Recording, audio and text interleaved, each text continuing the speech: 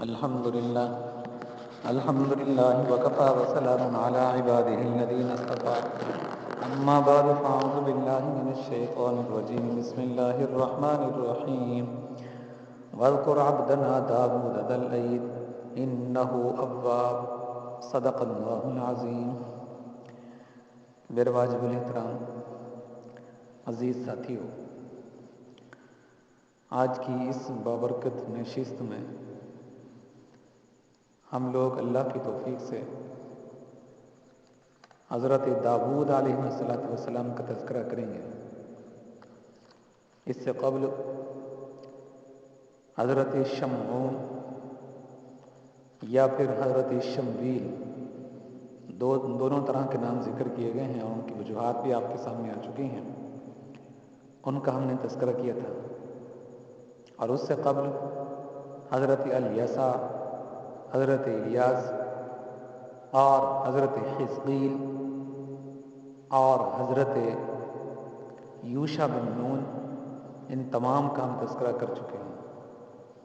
حتیٰ کہ حضرت یوسف اور حضرت موسیٰ علیہ السلام کے بیچ کا جو زمانہ ہے، اس میں بھی اللہ تبارک و تعالی نے 2 نبیوں اور پیغمبروں کو بھیجا ہے۔ ابن کثیر طبری کی تحقیق یہ ہے کہ ان کا زمانہ اسی بیچ کا زمانہ ہے، اور وہ تھے حضرت یونس اور ایوب۔ ان کا تذکرہ بھی ہم کل کی جو ہماری نشستیں تھیں، اللہ کی توفیق سے ہم ان کا تذکرہ کر چکے ہیں۔ تو آج کی اس نشست میں ہم لوگ حضرت داؤد علیہ السلام کا ذکر کریں گے، اور اسی طرح اگلی جو ہماری نشست ہوگی، آج تو مشکل ہے، کل انشاءاللہ، تو اس میں ہم لوگ حضرت سلیمان علیہ السلام کا تذکرہ کریں گے۔ ظاہر ہے سلیمان علیہ السلام کی جو شان و شوکت تھی ان کی حکومت کی اور ان کے دور کی، تو اس لحاظ سے ان کے واقعات بھی کثرت کے ساتھ ہیں، تو ان کا جب تذکرہ کریں گے تو وقت تقریباً کافی صرف ہوگا۔ کل کی تقریباً ہماری ایک ہی نشست بنے گی، ہو سکتا ہے کہ 2 حصوں میں اس کو ڈیوائیڈ کر دیں، تقسیم کر دیں اس واقعے کو۔ بہرحال دیکھیں گے، اگر ایک ہی نشست لگی تو پھر وقت زیادہ صرف ہوگا، 2 نشستیں ہوئیں تو پھر نشست اول فرسٹ ٹائم میں ہوگی اور نشست ثانی سیکنڈ ٹائم کے اندر رکھیں گے۔ چلیں بہرحال دیکھیں، حضرت داؤد علیہ السلام یہ حضرت شمویل یا شمعون تورات کے مطابق، شمویل تورات کے علاوہ جو ہماری تاریخ کی کتابیں ہیں یا دیگر جو کتب ہیں ان کے اندر ان کا نام ذکر کیا گیا ہے۔ تو ان کے بعد اللہ تبارک و تعالی نے حضرت داؤد علیہ السلام کو مبعوث فرمایا،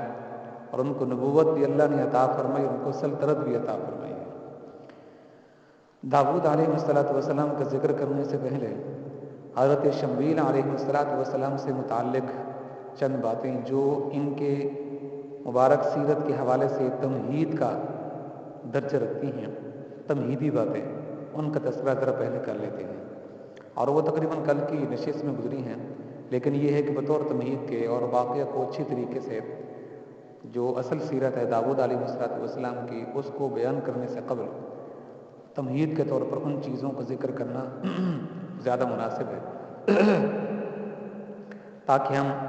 سیرت داؤد علیہ السلام کو اچھے طریقے سے سمجھ سکیں۔ اگر ان چیزوں کا ذکر نہ کریں تو پھر اس طرح جو آگے باتیں ہیں کی تو ان کی وہ کڑیاں گزشتہ واقعہ کے ساتھ جڑتی ہیں، اگر وہ مستحضر نہ ہو ذہن میں تو پھر ان کا سمجھنا ذرا آسان نہ ہوگا، مشکل ہوگا۔ بہرحال دیکھیے، حضرت داؤد علیہ السلام کی شہرت تو اس وقت ہوئی تھی کہ جب انہوں نے جالوت کو قتل کیا تھا۔ اور جالوت کو کب قتل کیا؟ جالوت کا واقعہ دراصل کیا پیش آیا تھا؟ دیکھیے، یہ شمعون کا زمانہ تھا، یہ شمویل کا زمانہ تھا کہ حضرت الیسع دنیا سے رخصت ہو چکے، اور ان کا زمانہ یہ ابھی تک ماں کے پیٹ کے اندر تھے، یعنی حضرت شمویل یا شمعون۔ تو اس وقت یہ واقعہ پیش آیا کہ جالوت جو بحر روم کے کنارے پر رہتا تھا، اور اس کی قوم عمالقہ بھی وہیں مقیم تھی، تو انہوں نے وہاں سے یہ چلے اور لشکروں کی صورت میں، فوج کی صورت میں، جالوت ان کی قیادت کر رہا تھا، اور ان کو لے کے وہاں سے چلا اور سیدھا یہاں آئے فلسطین کے علاقوں میں، تو جہاں بنی اسرائیل رہتے تھے، ان کے اوپر آ کر اچانک حملہ کیا اور بہت ساروں کو انہوں نے قتل کر دیا، اور بہت ساروں کو بھیڑ اور بکریوں کی طرح یہاں سے ان کو ہانک کر یہ لے گئے۔ چنانچہ جو بقیہ لوگ بچے ان کے اوپر قوانین نافذ کر کے ایک طرح کا ان کو اپنا مطیع اور فرما بردار اور اپنے زیر تسلط کر کے ان کو یہاں سے یہ لوگ چلے گئے اور ان کے اوپر اپنے قوانین سب کچھ لاگو کر گئے کہ یہ ہمارے ماتحت رہیں گے۔ چنانچہ شمویل علیہ السلام اس وقت والدہ کے پیٹ کے اندر تھے جب یہ عجیب و غریب واقعہ پیش آیا۔ ہاں، ان کا وہ تابوت سکینہ وہ بھی ان سے چھین کر لے گیا جالوت۔ تابوت سکینہ کیا تھا؟ یہ کل بھی آیا ہے، ہماری جو نشست تھی حضرت شمویل علیہ السلام سے متعلق۔ اس بارے میں دیکھیے، ایک تو روایت یہ ہے کہ یہ جو صندوق تھی تابوت سکینہ، تابوت کہتے ہیں صندوق کو، سکینہ منع تسکین والی چیز، تابوت سکینہ یعنی وہ صندوق کہ جس کے اندر تمہارے لیے تسکین کا سبب تھا یا تمہارے لیے تسکین کا سکون کا باعث تھی۔ کیسے سکون کا باعث تھی؟ یہ کہ اس کے اندر تبرکات رکھے ہوئے تھے، کن کے؟ حضرت موسیٰ علیہ السلام کے، حضرت ہارون علیہ السلام کے۔ حضرت موسیٰ کا علیہ السلام ان کا وہ عصا جو تھا وہ اسی صندوق کے اندر تھا، اور ان کے کپڑے مبارک تھے وہ بھی اسی صندوق کے اندر تھے۔ حضرت ہارون علیہ السلام کے بحرین تھے، وہ بھی کرتا یعنی وہ بھی اسی کے اندر صندوق کے اندر رکھا ہوا تھا۔ اور ایک مرتبہ تھا کہ جس کے اندر بنی اسرائیل کے لیے کا وہ خاص من تھا، من و سلوہ جو آسمانوں سے اترتا تھا۔ من تو ہوتا تھا خاص قسم کا حلوہ جو آسمانوں سے اترتا تھا، اور سلوہ خاص قسم کا پرندہ ہوتا تھا، ملک شام سے ہوا چلتے تھے، وہ پرندہ آ کر ان کے قریب بیٹھ جاتا تھا، یہ ان پرندوں کو پکڑتے تھے، ذبح کرتے تھے، ان کے کباب بنا کر کھاتے تھے۔ تو من اور سلوہ یہ دونوں علیحدہ علیحدہ چیزیں ہیں، من وہ خاص قسم کا حلوہ اور سلوہ ایک خاص قسم کا پرندہ۔ تو وہ جو حلوہ اترتا تھا آسمانوں سے من، تو وہ اس مرتبان کے اندر انہوں نے محفوظ کر لیا تھا، اس مرتبان کو بھی انہوں نے رکھ دیا تھا صندوق کے اندر، تاکہ ہماری آنے والی جو نسلیں ہوں گی وہ اس سے استفادہ حاصل کریں گے اور اس کی برکات سے اس کی جو برکات ہوں گی اس سے جو ہے وہ فیض اٹھائیں گے، فائدہ اٹھائیں گے۔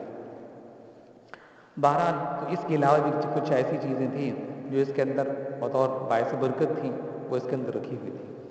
تو جب یہ بنی اسرائیل وہاں سے یہ چلے تھے یہ مصر سے، تو اس وقت تابوت سکینہ کو اپنے ساتھ لے کر کے، اس کا تابوت سکینہ ہم اس جیسے کہتے ہیں کہ اسی طرح کا نام قرآن کے اندر ہے جس کو اللہ نے فرمایا کہ تابوتی اور سکینت وہ تمہارے لیے جو ایسی صندوق جو تمہارے لیے تسکین کا ذریعہ تھے، تو اس لیے اس کو تابوت سکینہ کہتے ہیں۔ دیکھیے جب یہ لوگ وہاں سے چلے تھے تو اس وقت یہ صندوق ان کے پاس تھی۔ پہلی بات تو یہ کہ یہ صندوق کب اس کا وجود آیا تھا، کب موسیٰ علیہ السلام کے پاس ہے، کب یہ معرض وجود میں ہے؟ بعض روایت سے معلوم ہوتا ہے کہ حضرت آدم علیہ السلام جب جنت سے اتارے گئے تھے تو اس وقت اس صندوق کو اپنے ساتھ لے کر کے آئے تھے، اور اسی طرح پھر ان کی نسل کے اندر چلتی رہی، حضرت شیس کے پاس آئے، پھر ان سے چلی تو ادریس کے پاس آئے، ادریس سے پھر نوح علیہ السلام کے پاس آئی، نوح سے آگے چلی ہود علیہ السلام کے پاس آئی، ہود سے آگے چلی صالح کے پاس آئی، صالح سے آگے چلی تو حضرت ابراہیم کے پاس آئی، حضرت ابراہیم سے چلی تو آگے اسحاق سب کے پاس آئی، حضرت اسحاق سے چلی تو حضرت یعقوب کے پاس آئی، یعقوب سے آگے چلی تو حضرت یوسف کے پاس آئی، پھر ان کی ذریت میں ان کی نسل میں چلتے چلتے اور حضرت پھر موسیٰ علیہ السلام ہارون کے پاس آئی، اور اس طرح پھر یہ نسل در نسل جو ہے یہ آگے جو ہے چلتی رہی ہے یہ، اور یہ سارے انبیاء علیہ السلام اسی طرح نسل در نسل پیچھے چلتے چلتے سیدھے آدم علیہ السلام تک جا پہنچتے ہیں یہ۔ تو یہ جب اوپر سے چلی تھی آدم علیہ السلام سے، تو یہ چلتے چلتے اسے نسل در نسل نسل در نسل نسل در نسل یہ تو یہ جو ہے چلتے چلتے حضرت موسیٰ اور ہارون کے پاس پہنچی، اور جب ان کا انتقال ہو گیا تھا وادی تیہ کے اندر تو پھر یہی تابوت سکینہ بنی اسرائیل کے پاس تھا یہ، اور یوشع بن نون جو اس وقت کے نبی تھے، پیغمبر تھے، تو گویا کہ وہ اس کے سردار تھے اور اسی کی جو ہے نگرانی کے اندر یہ آ گئی تھی یہ۔ تو پھر ان کا بھی جب انتقال ہو گیا تو الیسع دنیا سے رخصت ہو گئے، اس وقت کوئی نبی اور پیغمبر نہیں تھا، اور یہ شمویل علیہ السلام ابھی تک ماں کے پیٹ کے اندر تھے، تو اس وقت جالوت نے ان پر حملہ کیا تو وہ تابوت سکینہ سے چھین کر لے گیا تھا، اور اس کے بعد پھر یہ تابوت سکینہ ان کے پاس آ گیا تھا۔ بعد کے اندر کئی طرح اور بھی ان کے اوپر جو حملے ہوئے، بخت نصر نے بھی ان کے اوپر حملہ کیا تھا، یہ عیسیٰ علیہ السلام کے بعد کا واقعہ ہے یہ، لیکن جالوت کا یہ جو واقعہ ہے یہ قبل مسیح کا ہے یہ۔ ابھی یہ کہتے ہیں کہ تقریباً یہ 1300 یا 1500 قبل مسیح کا یہ واقعہ ہے یہ۔ بہرحال تو یہ تابوت سکینہ بھی انہوں نے ان سے چھین لیا اور وہ بھی چھین کر لے گیا۔ حضرت شمویل علیہ السلام جب پیدا ہوئے تھوڑا بڑی عمر کو پہنچے تو اس لحاظ سے اب ان کی جو اللہ تبارک و تعالی نے ان کی فطرت، تو انبیاء علیہ السلام کی پہلی فطرت سلیمہ ہوتی ہے اور پاکیزہ فطرت والے ہوتے ہیں، تو اللہ تبارک و تعالی ان کو نبوت سے سرفراز فرمایا۔ جب ان کو نبوت مل گئی تب اللہ تبارک و تعالی نے ان سے فرمایا کہ اب تم جو ہے ان لوگوں کو بعض و تبلیغ فرماؤ اور ان کو آپ نصیحت کریں اور توحید کے راستے پر کی دعوت دیں۔ چنانچہ وہ دعوت دیتے رہے اور وہ نصیحت بھی کرتے رہے، اور جو ان کی ذمہ داریاں تھیں اللہ تبارک و تعالیٰ کی طرف سے وہ اپنی ذمہ داریوں کو نبھاتے رہے۔ آخر کار یہ ہوا کہ جب وہ حضرت شمویل بھی ادھر دعوت و تبلیغ کا کام کر رہے تھے اور ادھر بنی اسرائیل کے جو لوگ تھے یہ ایک مرتبہ آئے حضرت شمویل کے پاس اور آ کر کہا کہ آپ ہم سب میں بڑے برگزیدہ ہیں اور آپ نبی بھی ہیں، پیغمبر بھی ہیں، دیکھیے ہم جہاد کرنے کے لیے جو ہے تیار ہیں، ہم یہ چاہتے ہیں کہ ہمارا ایک قائد ہونا چاہیے، ہمارا ایک سردار ہونا چاہیے، ہمارا ایک بادشاہ ہونا چاہیے جس کے احکامات کو ہم مان کر ایک حکم چلائے اور سب اس کے حکم کو مانیں۔ تو اس لحاظ سے ہمارے لیے ایک بادشاہ کو متعین کر دیجئے تاکہ اس کی قیادت میں سب متفق ہو کر ہم جالور سے جا کر قوم عمالقہ سے جا کر مقابلہ کریں، وہ جو تابوت ہمارا چھین کر لے گئے ہیں وہ بھی ہم واپس لے ہیں، جو ہمارے لوگوں کو قیدی بنا کر لے کر کے گئے ہیں وہ بھی ہم واپس لے کر گئے ہیں، اس سے انتقام بھی لیں جو اس نے ہمارے ساتھ ظلم و ستم کیا، ہمارے بچوں کو، عورتوں کو، بوڑھوں کو اور مردوں کو، سب کو انہوں نے جو ہے بلا استثناء انہوں نے قتل کیا تھا، لاکھوں کی تعداد میں انہوں نے قتل کیا تھا، ہم ان سے انتقام بھی لے سکے۔ تو حضرت شمویل علیہ السلام تو جانتے تھے کہ یہ قوم بڑی ضدی ہے، یہ اور بنی اسرائیل ویسے بھی ضدی، تو یہ نہیں اپنی بات جو بھی کر رہے ہیں یہ جہاد کی، تو اس کے اوپر یہ آپ اپنی بات کو پورا نہیں کر سکیں گے یہ۔ تو بہرحال آپ نے ان کو سمجھایا کہ دیکھ لو تم اگر تم جہاد کرو تو پھر تمہیں تمہارے لیے ایک بادشاہ کو مقرر کروں اور تم اس کی فرما برداری کرو، مطیع اس کے بن کر رہو، تو تب تو میں تمہارے اوپر اس کو متعین کروں، ورنہ پھر تم میرے سامنے یہ بات نہ رکھو کہ میں تمہارے لیے ایک بادشاہ کو مقرر کر دوں۔ انہوں نے کہا کہ نہیں ہم آپ کی بات کو مانیں گے، اس کی بات کو بھی مانیں گے، اور یہ ہے کہ آپ بہرحال ہمارے لیے ایک بادشاہ مقرر کریں۔ تو اللہ تبارک و تعالیٰ کی طرف سے وحی آئی حضرت شمویل کے پاس، تو اللہ نے فرمایا کہ تم اس طرح کرو کہ ان کے اوپر یہ جو طالوت ہے یہ ان کے اپنی قوم میں سے تھا، بنی اسرائیل میں سے تھا، یہ ان کے لیے بادشاہ ہے، اور ان کو کہہ دو کہ تم اس کی فرما برداری کرو اور جیسا یہ حکم دے اس حکم پر چلو اور جا کر ان سے مقابلہ کرو، اللہ تمہاری مدد کرے گا اور اس طرح تمہاری نصرت بھی کرے گا، تمہارے قیدی بھی چھوڑ دیے جائیں گے اور تمہارا تابوت بھی تم کو واپس مل جائے گا، اور جو انہوں نے تمہارے ساتھ ظلم و ستم کیا ہے اتنا تم ہی ان سے انتقام لے سکو گے۔ چنانچہ جب حضرت شمویل نے ان سے کہا کہ یہ طالوت جو ہیں یہ تمہارے بادشاہ ہیں یہ، تو اس پر یہ لوگ پھر پہلو تہی کرنے لگے، اوہ ہم کیسے جو ہے اس کی بادشاہی کو مانیں، یہ تو ہمارے اندر ایسا آدمی ہے کہ جو اس قابل نہیں ہے کہ ہم اس کو بادشاہ بنائیں، ہمارے اندر کتنے ایسے لوگ ہیں جو اس کی صلاحیت بھی رکھتے ہیں، ان کے پاس پیسہ بھی ہے، ان کے پاس دولت بھی ہے، اہل ثروت ہیں، تو ان میں سے کسی کو آپ بادشاہ بنا دیں، تو اس کو ہم بادشاہ نہیں بناتے، نہ اپنا اس کو قائد اور سردار ہم ماننے کے لیے تیار ہیں اور تسلیم کرنے کے لیے تیار ہیں۔ تو بہرحال حضرت شمویل علیہ السلام نے فرمایا کہ دیکھو جو بادشاہ ہوتا ہے اس کے لیے مال کا ہونا، اس کے پاس مال کا ہونا کوئی شرط نہیں ہے، ہاں یہ دیکھو کہ اس کی فطرت کیسی ہے، اور تم یہ دیکھو کہ اس کا جو اس کے پاس علم ہے یا نہیں ہے، اور اسی طرح اس کا جو جسم ہے جسمانی طور پر وہ مضبوط ہے یا نہیں ہے، اگر وہ جسمانی طور پر مضبوط ہے، اس کے پاس علم ہے، تو تب وہ بادشاہی کے قابل ہے، اور یہ دونوں صفات حضرت طالوت کے اندر پائی جاتی ہے، لہٰذا وہ قوی ہے، قلبی ہے، اور اس کے پاس علم بھی ہے، چنانچہ یہ تو بڑا بادشاہ ہے یہ۔ لیکن یہ لوگ پھر بھی ماننے کے لیے تیار نہیں تھے، کہتے نہیں ہم اس کو بادشاہ نہیں تسلیم کرتے۔ تو پھر حضرت شمویل علیہ السلام نے سے فرمایا اچھا دیکھو پھر اس طرح کرتے ہیں، وہ جو تابوت سکینہ ہے ہم سے چھن گیا ہے، اور اس کی ہمارے ہر بڑے اور چھوٹے کو دل کے اندر ایک طرح کی اس کی عظمت بیٹھی ہوئی ہے، اور ہر ایک کی خواہش ہے کہ کسی طریقے سے وہ ہمارے پاس واپس آ جاتا۔ تو پھر اس طرح کرتے ہیں، اگر اسی کی قیادت کے اندر اسی کے پاس اسی کی طرف سے وہ تابوت سکینہ تمہیں مل جائے تو پھر کیا تم اس کی بادشاہی کو تم قبول کرو گے؟ تو اس پہ انہوں نے کہا کہ ہاں کریں گے، کیوں نہیں کریں گے، کیونکہ تابوت سکینہ کے مل جانے کی تو ان کو بڑی خواہش تھی، اور اس پر تو گویا کہ یہ ایک طرح کے بڑے خواہشمند تھے یہ کہ کسی طریقے سے ہم کو مل جائے۔ تو جیسے یہ نام آیا تابوت سکینہ کا تو انہوں نے کہا کہ ہاں کیوں نہیں، بس ہمیں تابوت سکینہ مل جائے، پھر جو بھی شرائط ہوں گے، جو کچھ بھی ہوگا، پھر ہم کسی چیز کی پرواہ نہیں کریں گے، ہمیں مقبول ہوگا، منظور ہوگا یہ۔ تو آپ نے فرمایا کہ پھر اس طرح کرتے ہیں، چند دن تم انتظار کرو، وہ تمہارا تابوت سکین تم کو مل جائے گا، وہ تمہاری صندوق تم کو مل جائے گی۔ چنانچہ حضرت شمویل علیہ السلام نے دعائیں بھی کی۔ ادھر یہ ہوا کہ وہ قوم عمالقہ جو اس تابوت سکینہ کو لے کر کے گئے تھے، انہوں نے جا کر ان کا ایک مندر تھا، اس کو کہتے تھے بیت دجون، اس کے اندر جا کر اس کو رکھ دیا۔ تو جب وہاں بیت دجون کے اندر اس کو رکھا، اس صندوق کو، تو وہاں طرح طرح کے عجیب و غریب واقعات ان کے ساتھ پیش آنے لگے۔ مثال کے طور پر وہ شام کو جاتے تھے، اپنا وہ جو معبود ہوتا تھا ان کا بنا ہوا بت وغیرہ، تو وہ اندر جو مندر کے رکھا ہوتا تھا اس کو بالکل سامنے کھڑا کر کے جاتے تھے،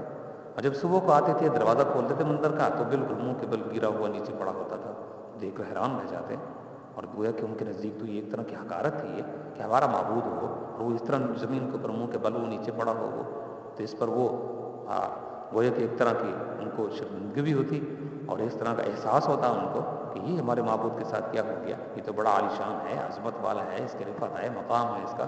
چیزیں کہ یہ منہ کے بل نیچے زمین کے اوپر پڑا ہو، تو جلدی سے اس کو اٹھاتے تھے، صاف ستھرا کر کے پھر دوبارہ اس کو نصب کر دیتے۔ لیکن دل کے اندر سوال ضرور اٹھتا تھا کہ ایسا ہوا کیوں نہیں ہے، اس سے پہلے تو ایسا کبھی نہیں ہوتا تھا۔ پھر دوسرے روز اس طرح کرتے کہ آخر میں دیکھتے اس کو بالکل سیدھا کھڑا کر کے جاتے اس کو، اور دروازہ بند کر دیتے تو سیدھا کھڑا ہوتا، لیکن رات کو سوتے صبح کو آ کر اٹھتے تو دروازہ کھولتے تو آگے وہ زمین کے اوپر منہ کے بل نیچے گرا پڑا ہوتا۔ تو یہ اب باتیں جو ہیں پوری قوم کے اندر یہ پھیل گئی ہے کہ ایسا کیوں ہوتا ہے، یہ ہر ایک بڑے چھوٹے کو یہ پتہ چل گیا، اور ہر ایک متفکر تھا یہ، تو ہر ایک یہ کہتا تھا کہ جب سے اس صندوق کو ہم نے اس بیت دجون کے اندر رکھا ہے، اسی وقت سے اس کے ساتھ یہ کچھ ہو رہا ہے، ورنہ اس سے پہلے تو اس طرح کا واقعہ کبھی پیش نہیں آیا تھا۔ اور پھر جب سے یہ صندوق ان کے پاس گئی تو مختلف بیماریاں ان کے اندر پھیلنے لگیں۔ مثال کے طور پر ان کے جسم کے اوپر چھوٹا سا ایک دانہ نکلتا تھا اور گلٹی ہوتی تھی، تو گلٹی اس طرح پھر اس کے اندر زہر بھر جاتی اور پھر پورے بدن کے اندر زہر پھیل جاتی تھی۔ اس طرح کئی لوگ ان کے مارے گئے، ختم کر دیے گئے، اور اس کے علاوہ بھی کئی طرح کی ان کے اندر بیماریاں پیدا ہو گئیں، اور اس طرح ان کے اندر وبائیں وغیرہ پھیلنے لگیں، تو ان کے لوگ کثرت کے ساتھ مرنے لگے۔ تو سب نے یہ کہا، ان کے جو بڑے تھے پیشوا تھے، روحانی پیشوا، انہوں نے بھی یہ کہا کہ جب سے یہ صندوق ہمارے پاس آئی ہے تو یہ منحوس صندوق ہے، اسی کی وجہ سے ہمارے اندر بیماریاں پیدا ہو رہی ہیں۔ تو ان کے جو پیشوا تھے روحانی نے کہا کہ تم اس طرح کرو کہ ایک بیل گاڑی تیار کرو، اور پھر یہ ہوگا یہ صندوق کو اٹھا کر اس بیل گاڑی کے اوپر رکھ دو، جو پیچھے ریڑھی وغیرہ ہوگی بیل گاڑی، اس ریڑھی کے اوپر اس کو رکھ دو، اور پھر کچھ سونے کی تم ٹکیاں بناؤ اور وہ بنا کر وہ بھی اس کے ساتھ جو رکھ دو، کچھ اور چیزیں بھی اس طرح کی بتائیں کہ وہ بھی ان کے ساتھ رکھ دو۔ تو یہ ایک طرح کا ان کا منتر تھا، یہ تو اس طرح رکھو اور رکھ کر اس کو تم جو ہے چلا دو، اس طرف بیل گاڑی کو چلا دو کہ جس طرف بنی اسرائیل کے گھر ہے۔ چنانچہ ان کو ہانک کر ان کو چلا دیا گیا اور ان کو چھوڑ دیا گیا، چنانچہ وہ سیدھی شارع عام تھی، سیدھا راستہ تھا، تو پھر وہ بیل گاڑی چلتے چلتے چلتے چلتے چلتے چلتے وہ سیدھا جا پہنچی جہاں حضرت طالوت کا گھر تھا، ان کے بالکل دروازے کے سامنے جا کر کھڑی ہو گئی ایک بیل۔ جبکہ دوسری تحقیق یہ ہے کہ نہیں، یہ چلتی گئی تھی، یہ کچھ لوگ تھے جو کھیتوں کے اندر کام کر رہے تھے، فصل کو کاٹ رہے تھے، تو یہ بیل گاڑی گئی اور وہاں جا کر قریب کھڑی ہو گئی۔ انہوں نے جب سر اٹھائی ادھر دیکھا تو کہا کہ یہ بیل گاڑی کس کی ہے، ادھر آ گئی ہے۔ جب وہ قریب ہو کر دیکھا تو انہوں نے کہا وہ یہ تو ہماری وہ تابوت ہے، وہ جس کے اندر ہماری تسکین کا سامان تھا اور برکت کا سامان تھا، تو بڑے خوش ہو گئے، شکر خدا کا کرنے لگے، اور اس کو جلدی سے اٹھایا، اپنے جو بڑے سردار تھے ان کے پاس لے کر اس کو کھولا تو اس کے اندر من وان جو چیزیں ان کی تھیں وہ اسی طرح محفوظ سی اندر رکھی ہوئی تھی، تو اس پر سب کے سب خوش ہو گئے اور خدا کا شکر ادا کرنے لگے۔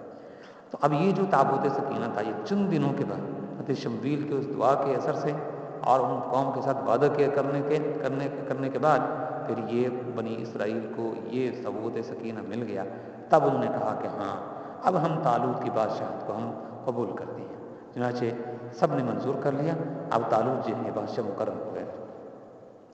حضرت طالوت جیسے ہی بادشاہ مقرر ہوئے تو آپ نے فرمایا کہ ابھی تم جہاد کے لیے تیار ہو جاؤ۔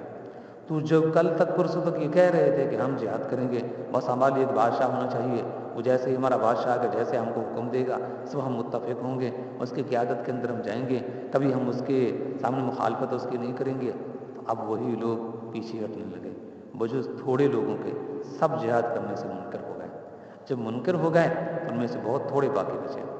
تو حضرت طالوت نے ان سے کہا جب یہ لشکر وہاں سے روانہ ہونے لگا، کہاں سے؟ فلسطین سے. کہاں جا رہا تھا یہ؟ بحر روم کے کنارے جہاں عمالقہ رہتی تھی اور جالوت ان کا بادشاہ تھا. تو ان سے مقابلہ کرنے کے لیے تو درمیان کے اندر اردن کے علاقے کے اندر اب وہ نہر موجود ہے. تو جب اس نہر کو جو اردن کے علاقے میں ہے اور اس وقت جو ہے یہ شام کے اندر پڑتی تھی، تو جب وہاں سے اس کو پار کرنے لگے تو حضرت طالوت نے ان سے کہا کہ دیکھو جب تم اس نہر کو پار کرو گے تو اس وقت تم نے خیال رکھنا ہوگا کہ اس میں سے کوئی شخص پانی نہ پیے. اگر اس نہر میں سے کوئی شخص پانی پی لے گا تو پھر اس پانی پینے کی وجہ سے بزدل ہو جائے گا. یہ اللہ کی طرف سے امتحان ہے. پانی تم نے یہاں نہیں پینا، پیو گے تو پھر تمہارے اندر دشمن سے لڑنے کی سخت نہیں رہے گی، شجاعت اور بہادری جو ابھی سے جذبہ ہے تمہارے اندر یہ سب جاتا رہے گا. آگے وہ بنی اسرائیل تھے. چنانچہ جب وہاں پر پہنچے تو تھوڑے لوگ تھے جنہوں نے حضرت طالوت کی بات پر عمل کیا، باقی سب نے پانی پیا اور پیٹ بھر کر پانی پی لیا. تو جیسے پیٹ بھر کر پانی پیا اب سب کے سب جو ہے بزدل بن گئے اور کہا کہ نہیں طالوت ہمارے اندر طاقت نہیں ہے، ہمارے اندر طاقت نہیں ہے. پیٹوں کو پکڑے ہوئے ہیں اور کہنے کہ ہم تو آگے نہیں جاتے. سب منکر ہو گئے، تھوڑے لوگ بچے. اور ان کو بھی طالوت نے یہ بات کہی تھی شروع میں کہ اگر کسی کو خود زیادہ ضرورت بھی ہے پانی پینے کی تو چلو کی مقدار وہ پانی پی سکتے، اس سے زیادہ نہیں پی سکتا. تو بہرحال دوسرے جو لوگ تھے جو ماننے والے تھے بہت تھوڑے تھے وہ، تو وہ حضرت شمویل کی قیادت کے اندر وہ چلے. اب ان کی تعداد کتنی تھی؟ ان کی کہتے ہیں کہ ان کی تعداد 313 تھی. ان کی تعداد 313 تھی. یہ کیسے پتہ چلا کہ ان کی تعداد 313 تھی؟ نبی اکرم صلی اللہ علیہ وسلم نے فرمایا جب آپ صلی اللہ علیہ وسلم صحابہ کرام کو بدر کے مقام پر لے کر پہنچے تھے تو اس وقت آپ نے ارشاد فرمایا کہ تم یہ نہ کہنا کہ ہماری جو تعداد ہے وہ بہت تھوڑی ہے اور دشمن کی تعداد بہت زیادہ ہے. اور اس وقت دشمن کی تعداد جو تھی وہ 950,000 کے قریب تھی، وہ جن کی قیادت ابو جہل کر رہا تھا. نبی اکرم صلی اللہ علیہ وسلم کے بعد جو ساتھی تھے وہ صرف 313 تھے. تو آپ نے فرمایا کہ ادھر اتنا بڑا لشکر جرار ہے اور دوسری طرف تھوڑے سے مسلمان ہیں، یہ بالکل تھوڑی سی چھوٹی سی جماعت ہے یہ. تو یوں نہ کہنا کہ اتنی بڑی جماعت ہے ہم تھوڑے ہیں. تو جو تھوڑے ہوتے ہیں وہ مغلوب ہو جاتے ہیں، جو بڑی جماعت ہوتی ہے وہ جو غالب آ جاتے ہیں تو وہ تھوڑی جماعت کو شکست دے دیتے ہیں. ایسا نہیں ہوتا. ایسا بھی ہوتا ہے جو چھوٹی جماعت ہوتی ہے وہ بڑی جماعت کو شکست دے دیتی ہے. پھر آپ نے اس وقت فرمایا کہ جتنی آج تمہاری تعداد ہے اتنی ہی تعداد حضرت شمویل کی فوج کی تھی اور وہ طالوت کی قیادت کے اندر وہ چل رہے تھے جب وہ جالوت کے ساتھ مقابلہ کرنے کے لیے جا رہے تھے. تو یہ سب کے نزدیک ہے کہ اس وقت یعنی تمام جتنے ہمارے محقق ہیں، محدثین ہیں یا پھر مورخین ہیں جنہوں نے تاریخ کی کتابیں لکھی ہیں مورخ، تو انہوں نے جو کتابیں لکھی ہیں سب اس پر متفق ہیں کہ اس وقت نبی اکرم صلی اللہ علیہ وسلم کے ساتھ یہ جو جماعت تھی یہ 313 تھی یا 314 یا پھر 315. تو 313 کی زیادہ محققین کی رائے. تو یہ 313 تھے. تو اس سے معلوم ہوا کہ ان کی جو تعداد تھی جن کے آپ صلی اللہ علیہ وسلم نے فرمایا کہ جتنی آج تمہاری تعداد ہے ان کی بھی اتنی تعداد تھی، تو ان کی تعداد بھی 313 جو بنتی ہے. تو یہ ایک نص قطعی سے ثابت ہوتا ہے یہ کہ طالوت کی جو فوج تھی ان کی تعداد 313 تھی. بہرحال جب یہ لوگ وہاں سے آگے بڑھیں گے اور جا کر جالوت کے ساتھ مقابلہ کیا اور بڑی جو ہے جگری کے ساتھ لڑیں گے اور وہاں پہنچ کر بڑی شجاعت اور بہادری کے ساتھ جو ہے مقابلہ کیا. جب بہادری کے ساتھ مقابلہ کیا تو اللہ تبارک و تعالی جیسا وعدہ فرمایا تھا ان کو پھر کامیابی دی. اور کامیابی بھی ان کو جو ہے ایسی ملی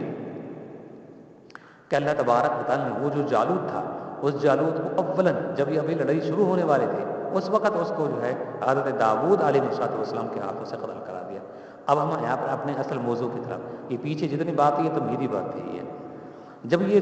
طالوت وہاں سے چلا یہ بنی اسرائیل کا جو سردار تھا تو ان کی اس فوج کے اندر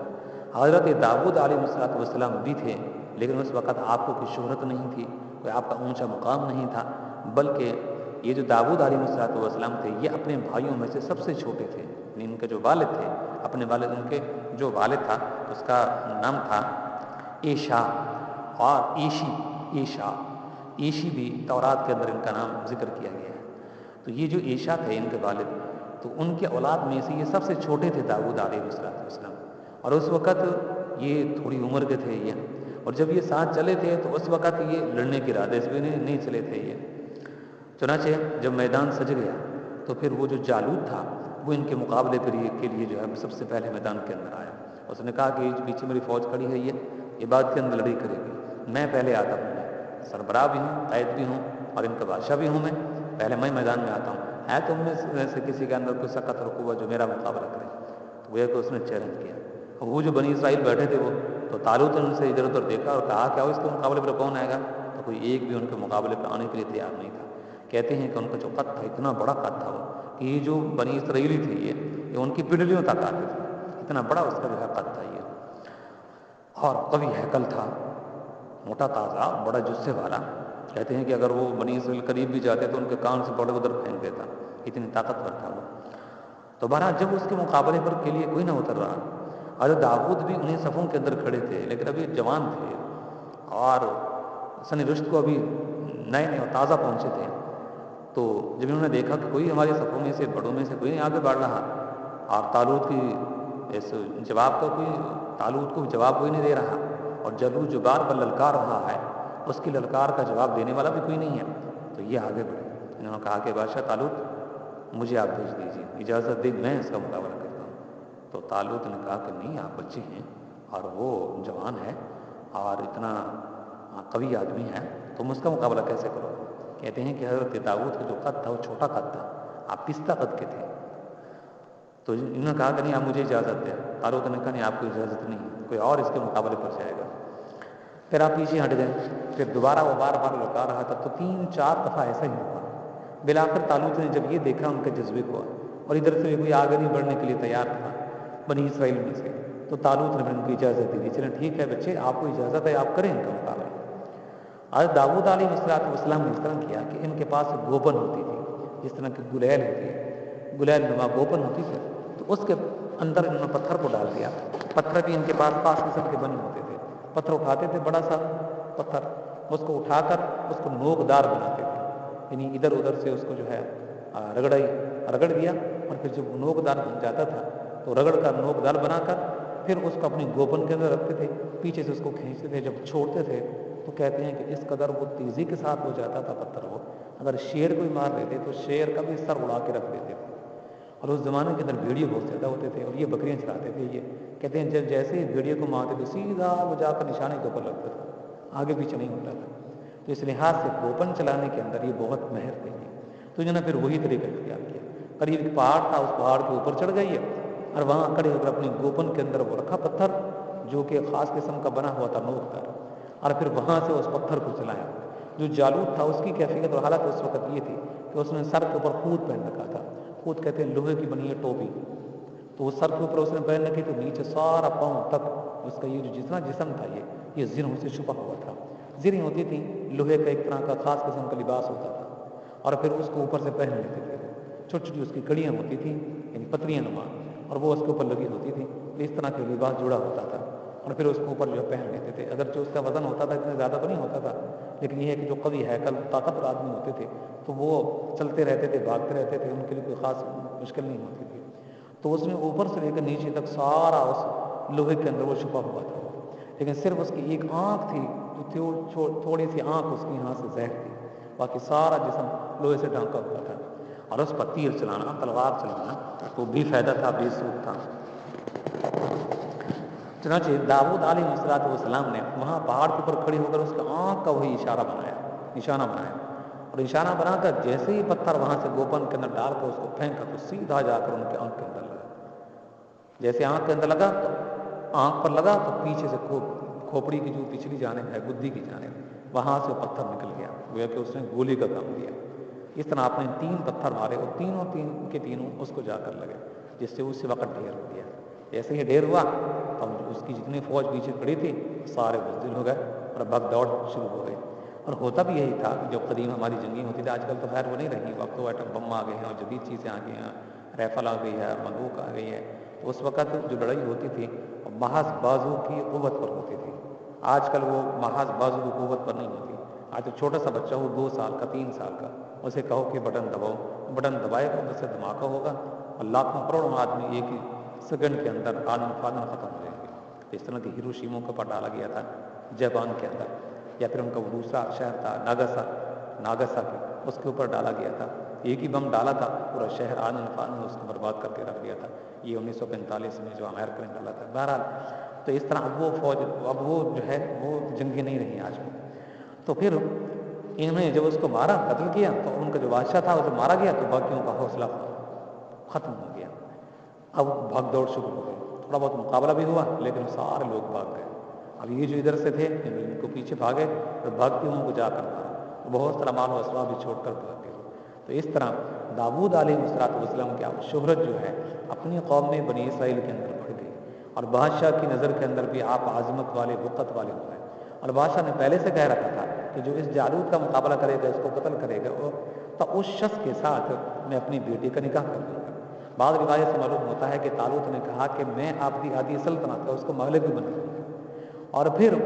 उसने इस अपने वादे को निभाया कि अपनी बेटी का निकाह हज़रत दाऊद अलैहिस्सलाम के साथ कर दिया, और इसी तरह अपनी आधी सल्तनत का उनको मालिक भी बना दिया, और उधर से अल्लाह तबारक व तआला आपको नबूवत भी अदा कर दी। तो गोया कि दाऊद अलैहिस्सलाम के पास अब नबूवत भी आ चुकी, और इस तरह सल्तनत भी इनके पास आ चुकी है। तो सल्तनत और नबूवत एक ही शख्स के अंदर अब जमा हो चुकी है। हज़रत दाऊद अलैहिस्सलाम के पास इस तरह जो है इस वाक़ये के अंदर जो है उनकी इससे जो उनको शोहरत हासिल हुई। फिर तालूत जो है 16 साल तक हुकूमत करता रहा, वो दुनिया से रुखसत हो गया। तो अब वो जो बाकिया जो हिस्सा बचा था हुकूमत वगैरह का, वो भी हज़रत दाऊद अलैहिस्सलाम के पास आ गया, क्योंकि आप उसकी बेटी के खानन थे, उसके दामाद थे, और आधी सल्तनत तो पहले से आपको मिली हुई थी। जो बकिया रह गए थे वो अभी आपके हिस्से के अंदर आ गए। इस तरह पूरी सल्तनत के आप ही मालिक बन गए, नबूवत भी आपके पास थी, अब सल्तनत भी आपके पास थी। इसी तरह फिर ये सल्तनत आगे सुलेमान अलैहिस्सलाम के पास पहुंची। वो नबी भी थे और वक़्त के फिर वो बादशाह भी थे, तो दोनों चीज़ें हम जमा हो गई। हज़रत दाऊद अलैहिस्सलाम का नस्ब नामा अल्लामा इब्न कसीर ने कुछ इस तरह बयान किया है, फरमाया कि दाऊद बिन ईशा, तौरात के अंदर ईशी नाम भी है, बिन ओबद बिन आबिर, या फिर उसको आबिज भी पढ़ सकते हैं, आबिर या फिर आबिज, यानी बगैर जो है रा के नुक्ते के, अगर नुक्ता ना हो तो फिर रा होगा, और अगर नुक्ता हो तो फिर ये जा बन जाएगा, आबिज या फिर आबिर। बिन सलमून बिन नहशून बिन ओनियाज बिन ओनियाजिब, या फिर इसी तरह अमीन हजिब, बिन इरम या फिर ईरान, या फिर बल्कि राम हमजा नहीं, बिन हसरून बिन फारिस साद के साथ, बिन यहूदा या फिर बिन यहूदा, बिन याकूब बिन इसहाक और बिन इब्राहिम। तो ये आपका सिलसिला नसब है यानी दाऊद अलैहिस्सलाम का। कुरान पाक में अल्लाह तबारक व तआला ने कई सूरतों के अंदर हज़रत दाऊद अलैहिस्सलाम का तज़किरा की है। मसलन सूरह बकरा में, सूरह निसा में, सूरह माइदा, सूरह अनआम, सूरह इसरा, सूरह अंबिया, सूरह नमल, सूरह सबा, सूरह साद। तो इन सूरतों के अंदर अल्लाह तबारक व तआला ने आपका जिक्र फरमाया है। पहले ये होता था कि नबूवत और रिसाला जो अल्लाह तबारक व तआला जो निज़ाम चला रहे थे वो यहूदा की नस्ल के अंदर चली आ रहे थे, और इसी तरह हुकूमत जो है वह इफ़राईम जो हज़रत यूसुफ अलैहिस्सलाम का उनका भाई था, उनकी औलाद के अंदर चली आ रही थी। तो अब अल्लाह तबारक व तआला ने हुकूमत और इसी तरह नबूवत इसको जमा कर दिया यहूदा की औलाद में, क्योंकि हज़रत दाऊद अलैहिस्सलाम यहूदा की औलाद में से हैं। हज़रत दाऊद अलैहिस्सलाम की जो हुकूमत थी वो आपको पहले बता चुके हैं कि तालूत का इंतकाल हो गया, 16 साल तक उसने हुकूमत चलाई। फिर दाऊद अलैहिस्सलाम का ज़माना है तो सारी सल्तनत आपके पास आ गई। तो इस लिहाज से दाऊद अलैहिस्सलाम के पास नबूवत भी आ गई और हुकूमत भी आ गई। और इनकी जो हुकूमत थी वो बहुत वसी थी, बहुत वसी थी, जिसका अंदाज़ा आप इस बात से लगा सकते हैं कि इनकी हुकूमत आज के जो हमारे ममालिक हैं किन किन के ऊपर थी। आज जो शाम है ये पूरा शाम, उस वक़्त का ये शाम, ये फ़लस्तीन भी शाम का हिस्सा था, ये इसराइल भी शाम का हिस्सा था, उर्दन के बाद इलाके ये भी शाम के हिस्सा थे, इधर जो इराक़ है ये भी इसके बाद इससे शाम के थे। तो ये आज के जो शाम है ये तो बहुत थोड़ा है ये, और डिवाइड हो गया, तकसीम हो गया है। लुबनान भी उस वक़्त शाम का हिस्सा था, तराबलस वगैरह ये सब शाम के हिस्से थे। ये तो बाद में अभी इनको तकसीम किया गया है जब से वो वर्ल्ड वार बंद हुआ है, यानी जंग अजीम पहले 1914 से लेकर 1918 में, यानी आज से तकरीबन 110 साल पहले की बात है। तो उस वक़्त पर इनके टुकड़े हुए हैं, ओमान वगैरह ये सारे अलहदा हुए हैं, कतर को अलहदा किए हैं और बहरैन अलहदा हुई, तो ये टुकड़े बात के अंदर हुए हैं। तो उस वक़्त ये बड़ा शाम था ये। तो ये शाम के सारे इलाकों पर आपकी हुकूमत थी, इराक़ पर आपकी हुकूमत थी, फ़लस्तीन के ऊपर आपकी हुकूमत थी, शर्क़ी उर्दन यानी उर्दन का जो मशरक़ी जो इलाके हैं وہ بھی آپ کی زیر سلطنت تھے، اور ایلیا سے یعنی خلیج عقبہ سے لے کر فرات کے تمام جو علاقے ہیں وہ آپ کی زیر تسلط تھے، اور اسی طرح دمشق تک وہاں آپ کی حکومت پھیلی ہوئی تھی۔ تو یہ سارے علاقے جو ہیں، دمشق ہو یا پھر فرات تک کا جو کنارہ ہے، ایلیا کے علاقے ہوں، شرقی اردن ہو، فلسطین ہو، عراق ہو، شام ہو، یہ سب آپ کی زیر تسلط ہے اور آپ کی حکومت کا حصہ تھے یہ۔ حضرت داؤد علیہ السلام نے ایک مرتبہ اللہ تبارک و تعالیٰ سے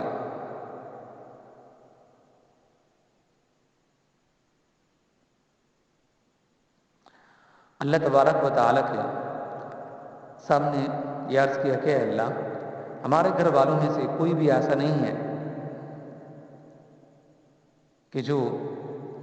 تیری عبادت نہ کرتا ہو، ہر ایک ہمارے گھر والوں میں سے تیری عبادت کرتا ہے، اور وہ عبادت بھی کچھ اس طرح سے کرتے ہیں کہ ہم میں سے جب ایک آدمی تھک جاتا ہے تو دوسرا آدمی آ کر عبادت کے اندر لگ جاتا ہے، پھر جب وہ تھکتا ہے تو وہ تیسرا آدمی آ کر وہ عبادت کے اندر لگ جاتا ہے۔ تو کوئی لمحہ ایسا نہیں گزرتا کہ ہمارے گھر والوں میں سے کوئی شخص ایسا نہ ہو جو تیری عبادت نہ کر رہا ہو، یعنی ہر وقت عبادت کوئی نہ کوئی ہمارے گھر کے اندر کر رہا ہے۔ تو اللہ تبارک و تعالیٰ کو یہ بات پسند نہ آئی ہے، اللہ تبارک و تعالیٰ نے پھر ان کو امتحان کے اندر ڈال دیا۔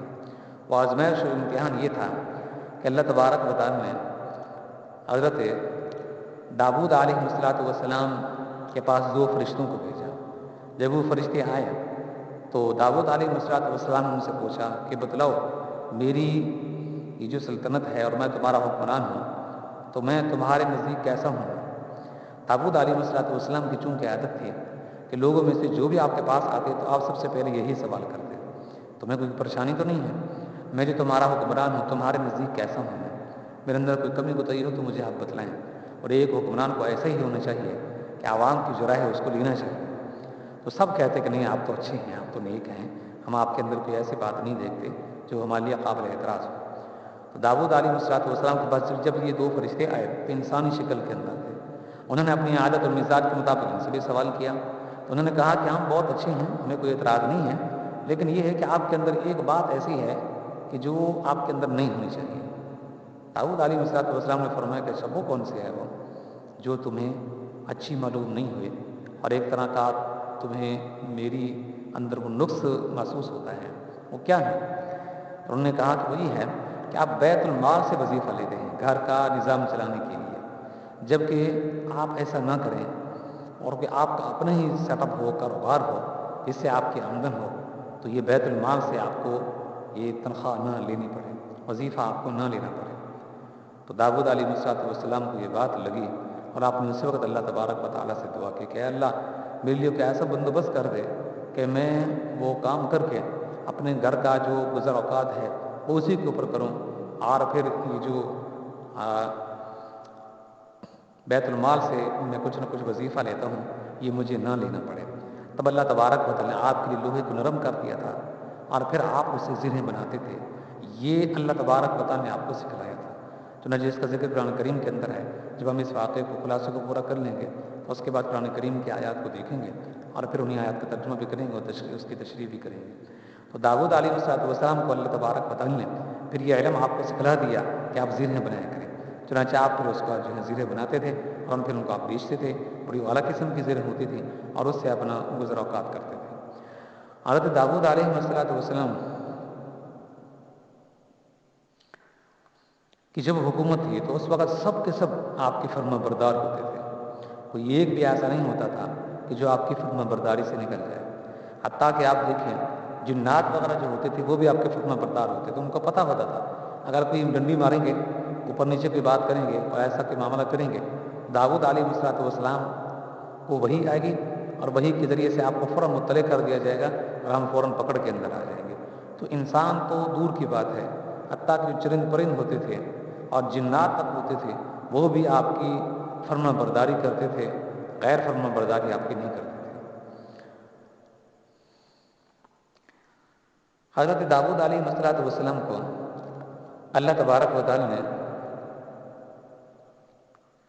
اسی کے ضمن میں ایک واقعہ جو ہے مشہور ہے وہ یہ ہے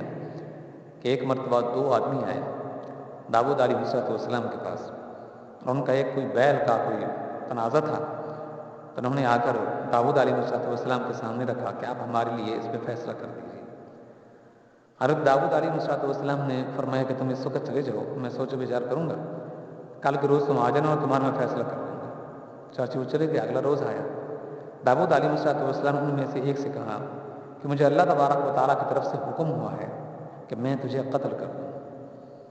اس پر اس نے کہا کہ دیکھیے بات یہ ہے کہ جو کل ہم آپ کے پاس قضیہ لے کے آئے تھے اس کے اندر تو میں صداقت رکھتا ہوں، میں سچا ہوں، میں بالکل سچا ہوں میں، لیکن یہ جو اللہ تبارک و تعالیٰ نے آپ کو حکم دیا ہے نا کہ ان میں سے جو فلاں شخص ہے جو میرے بارے میں آپ کو قتل کا حکم دیا ہے، دراصل اس وجہ سے ہے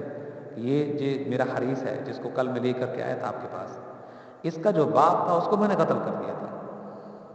تو شاید قصاصاً پھر اللہ تبارک و تعالیٰ نے آپ کو حکم دیا ہو گیا کہ اس کو قتل کر دو۔ تو آپ نے فرمایا کہ بہرحال بات جو بھی ہو یہ بات بھی درست ہے، تو بتا سکتا ہے، اللہ نے مجھے یہ حکم دیا ہے کہ تجھے قتل کر دیا جائے، جب قصاصاً پھر اس شخص کو قتل کر دیا گیا۔ تو یہ ایک واقعہ ہے جس سے پتہ چلتا ہے کہ داؤد علیہ السلام کے سامنے کوئی شخص اس وقت ڈنڈی نہیں مار سکتا تھا۔ کیوں؟ اگر کوئی شخص اوپر نیچے کے اس طرح کی بات کرتا، دھوکہ دینے کی کوشش کرتا،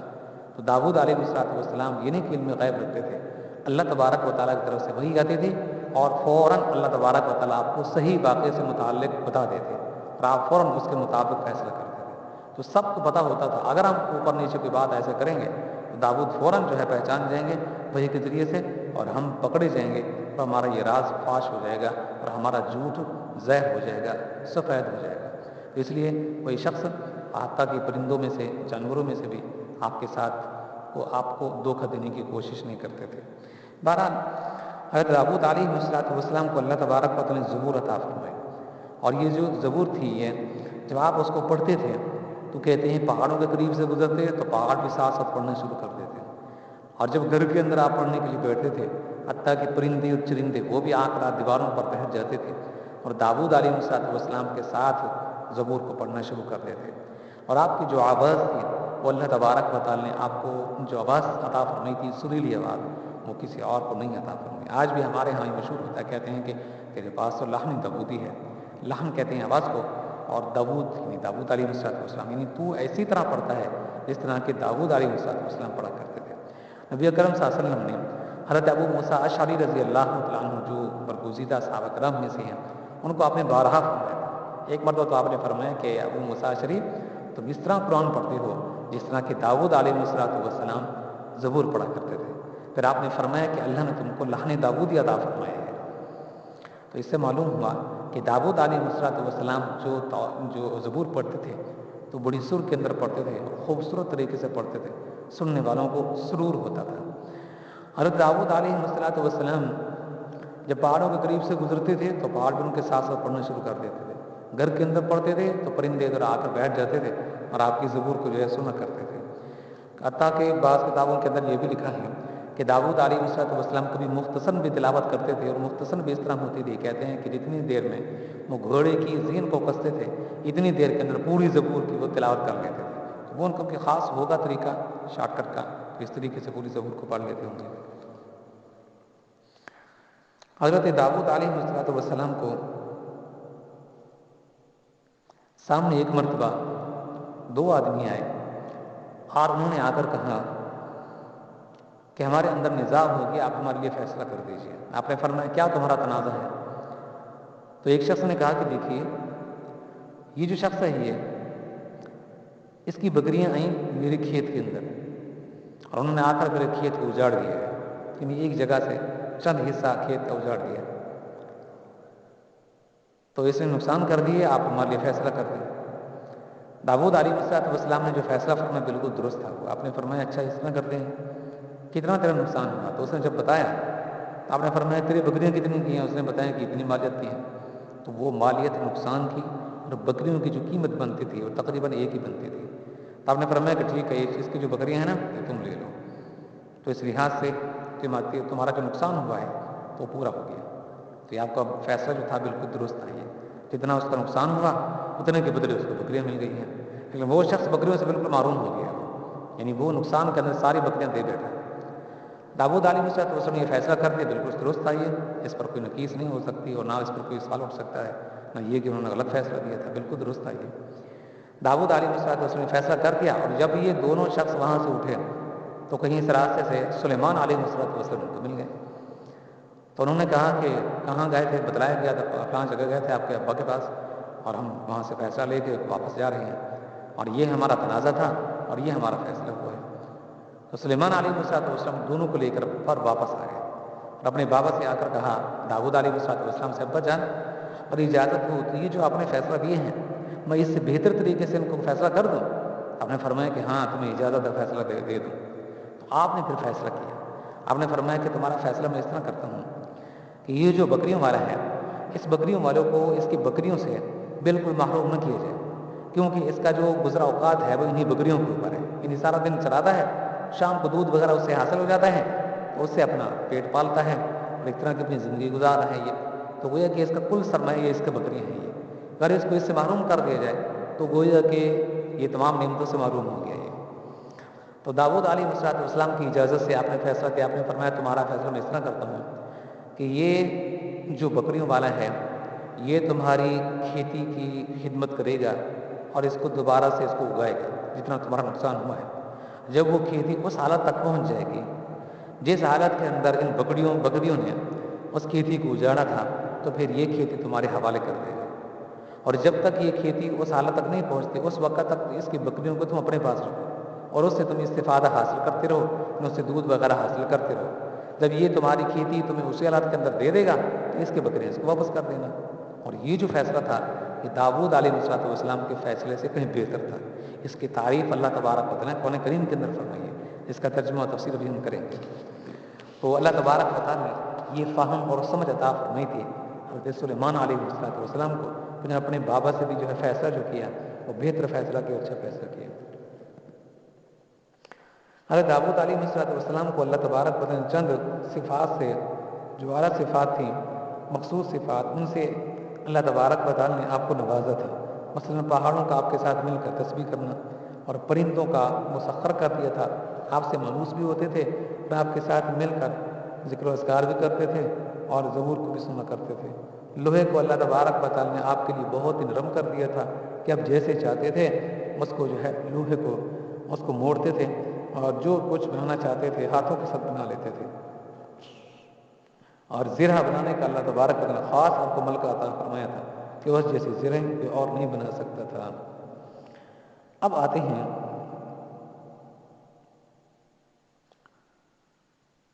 حضرت داؤد علیہ السلام کی اس قوم کی طرف کہ جن کے اوپر اللہ تبارک و تعالیٰ کا عذاب آیا تھا۔ دیکھیے ہفتے کے دن بنی اسرائیل کے لیے مچھلیوں کا شکار کرنا یہ بالکل جائز نہیں تھا، اللہ تبارک و تعالیٰ نے اس پر پابندی لگا دی تھی، لیکن اللہ نے ساتھ ساتھ ان کو امتحان کے اندر بھی ڈال دیا تھا کہ داؤد علیہ السلام کی ایک قوم ایسی تھی، یعنی ایک طبقہ ایسا بھی تھا کہ جو بالکل دریا کے کنارے پر رہتے تھے اور ان کا گزر اوقات مچھلیوں کے اوپر ہوتا تھا۔ جب ہفتہ کا دن ہوتا تو اللہ نے ان کے لیے ذمہ لگا رکھا تھا کہ ہفتہ کے دن صرف تم نے عبادت کرنی ہے، مچھلی کا شکار نہیں کرنا تمہارے لیے ناجائز ہے، حرام ہے۔ لیکن جب ہفتہ کا دن آتا تو اس وقت سب سے زیادہ مچھلیاں آ جاتی، اور جب بقیہ دن آتے تو بقیہ دنوں کے اتنی زیادہ مچھلیاں نہیں آتی تھی۔ تو یہ اللہ کی طرف سے آزمائش تھی۔ اب یہ جو واقعہ جس کو ہم بیان کریں یہ بھی قرآن کریم کے اندر موجود ہے، اس کا ترجمہ تفسیر بھی ہم کریں گے۔ چنانچہ ان لوگوں نے ظلم اس طرح کیا اپنے ساتھ کہ جو ہفتے کے دن ہوتے تھے ان دنوں کے ناموں کو انہوں نے تبدیل کر دیا۔ جب ہفتہ آتا تھا تو کہتے تھے کہ یہ اتوار کا دن ہے، اور جب اتوار کا دن آتا تھا کہتے کہ یہ ہفتہ کا دن ہے۔ تو جو ہفتے کے نام کا جو دن تھا اس نام کو اٹھا کر اتوار والے دن کو دے دیا، اتوار والے دن کا جو نام تھا اس کو اٹھا کر ہفتے والے دن کا نام دے دیا۔ تو اس طرح دنوں کے جو نام تھے ان کو تبدیل کر دیا۔ پھر اللہ تبارک و تعالیٰ کے اوپر عذاب آ گیا کیونکہ انہوں نے اللہ تبارک و تعالیٰ کی نافرمانی کی اور ناموں کو بھی تبدیل کر دیا، دنوں کے ناموں کو تبدیل کر دیا کہ اللہ تبارک و تعالیٰ نے اس قوم کے جو بعض لوگ تھے ان کو اللہ نے بندر بنا دیا تھا، کیونکہ اس میں یہ تھا کہ ان میں سے اچھے لوگ بھی تھے اور برے لوگ بھی تھے۔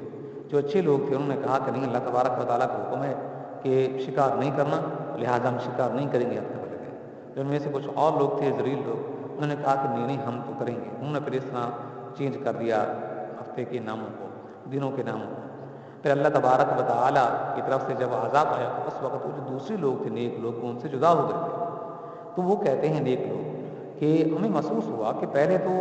ادھر ادھر سے ان کے پاس سے آوازیں وغیرہ آتی تھیں، تو اب ہمیں محسوس ہوتا ہے کہ ادھر سے بالکل سناٹا ہے اور بالکل سکوت ہے، خاموشی ہے، تو کیا وجہ ہے؟ ان میں سے کوئی ایک آدمی جب وہاں چلتا چلتا گیا تو کیا دیکھتا ہے کہ سب کی جو اشکال تھے، ان کی جو شکلیں تھیں وہ تبدیل ہو چکی تھیں، تو بندروں کی صورت کے اندر وہ تبدیل ہو چکے تھے، وہ ان کے جو چہرے تھے ان کے، اللہ معاف فرمائے، وہ بندروں کی صورت کے اندر بن چکے تھے وہ، اس طرح ان کی جو اشکال تھی وہ مسخ ہو چکی تھی۔ وہ کہتے ہیں کہ جب یہ ان کے پاس گئے تو وہ ان کو پہچان سکتے تھے وہ، اور ان کو دیکھ کر بہت روتے تھے وہ، تو چند دن کے بعد اپنی اسی حالت کے اندر رہے وہ، اس کے بعد وہ سب کے سب ختم کر دیے گئے، مٹا دیے گئے۔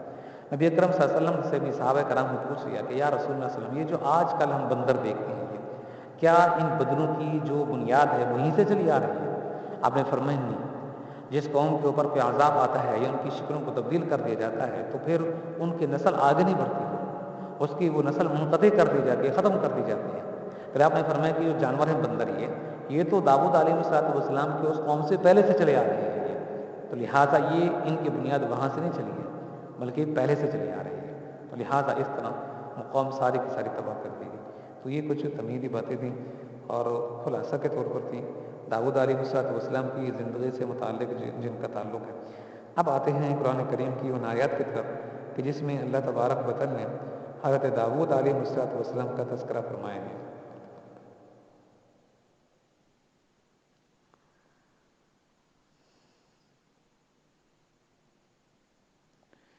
داؤد علیہ السلام کا تذکرہ قرآن کریم کی متعدد صورتوں کے اندر آئے ہیں اور کئی مقامات پر آئے ہیں۔ ہم انشاءاللہ کوشش کریں گے کہ تمام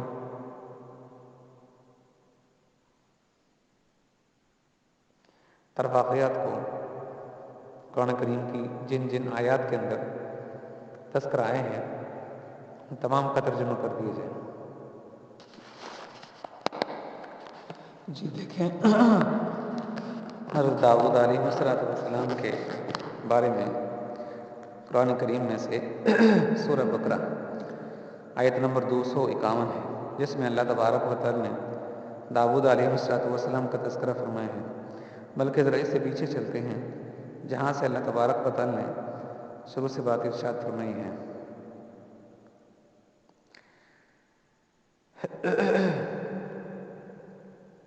دیکھیں یہ آیت نمبر 246 ہے۔ فرمایا الم تر الی الملأ من بنی اسرائیل من بعد موسیٰ اذ قالوا لنبی له مبعث لنا ملکا نقاتل فی سبیل اللہ قال هل عسیتم ان کتب علیکم القتال الا تقاتلوا قالوا وما لنا الا نقاتل فی سبیل اللہ وقد اخرجنا من دیارنا وابنائنا فلما کتب علیہم القتال تولوا الا قلیلا منهم واللہ علیم بالظالمین۔ کیا تمہیں موسیٰ کے بعد بنی اسرائیل کے گروہ کے اس واقعے کا علم نہیں ہوا جب انہوں نے اپنے ایک نبی سے کہا تھا کہ ہمارا ایک بادشاہ مقرر کر دیجئے؟ یہاں دیکھیے نبی کا نام بیان نہیں کیا گیا، کون سے نبی تھے وہ؟ تو وہ تورات سے پتہ چلا ہے کہ وہ شمویل یا شمعون علیہ السلام تھے کہ جن سے انہوں نے مطالبہ کیا تھا کہ ہمارے لیے ایک جو ہے بادشاہ کو مقرر کر دیجیے۔ پھر کیا ہوا؟ تاکہ اس کے جھنڈے تلے ہم اللہ کے راستے کے اندر جنگ کر سکیں۔ کس نے کہا؟ بنی اسرائیل نے۔ تو نبی نے کہا کیا تم لوگوں سے یہ بات کچھ بعید ہے کہ جب تم پر جنگ فرض کی جائے تو تم نہ لڑو؟ یعنی میں تو نہیں کہتا کہ تم لڑنے والے ہو، تم تو نہیں لڑو گے جیسے کہ تمہاری عادات اور صفات ہیں۔ انہوں نے کہا کہ بھلا ہمیں کیا ہو جائے گا کہ جو ہم اللہ کے راستے کے اندر جنگ نہ کریں گے، حالانکہ ہمیں اپنے گھروں سے اور اپنے بچوں کے پاس سے باہر نکال دیا گیا ہے۔ پھر ہوا یہی کہ جب ان پر جنگ فرض کی گئی تو ان میں سے تھوڑے لوگ چھوڑ کر باقی سب پیٹ پھیر گئے۔ اللہ ظالموں کو خوب جانتا ہے۔ انہیں جو بات شمویل علیہ السلام نے کہی تھی، جس خدشے کا اظہار کیا تھا، وہی کچھ ہوا کہ بہت تھوڑے لوگ تھے کہ جنہوں نے جنگ لڑی، باقی سب جو ہے چھوڑ گئے تھے۔ وقال لهم نبيهم ان الله قد بعث لكم طالوت ملكا قالوا ان يكون له الملك علينا ونحن حق بالملك منه ولم يؤت سعة من المال قال ان الله اصطفاه عليكم وزاده بسطة في العلم والجسم والله يؤتي ملكه من يشاء والله واسع عليم۔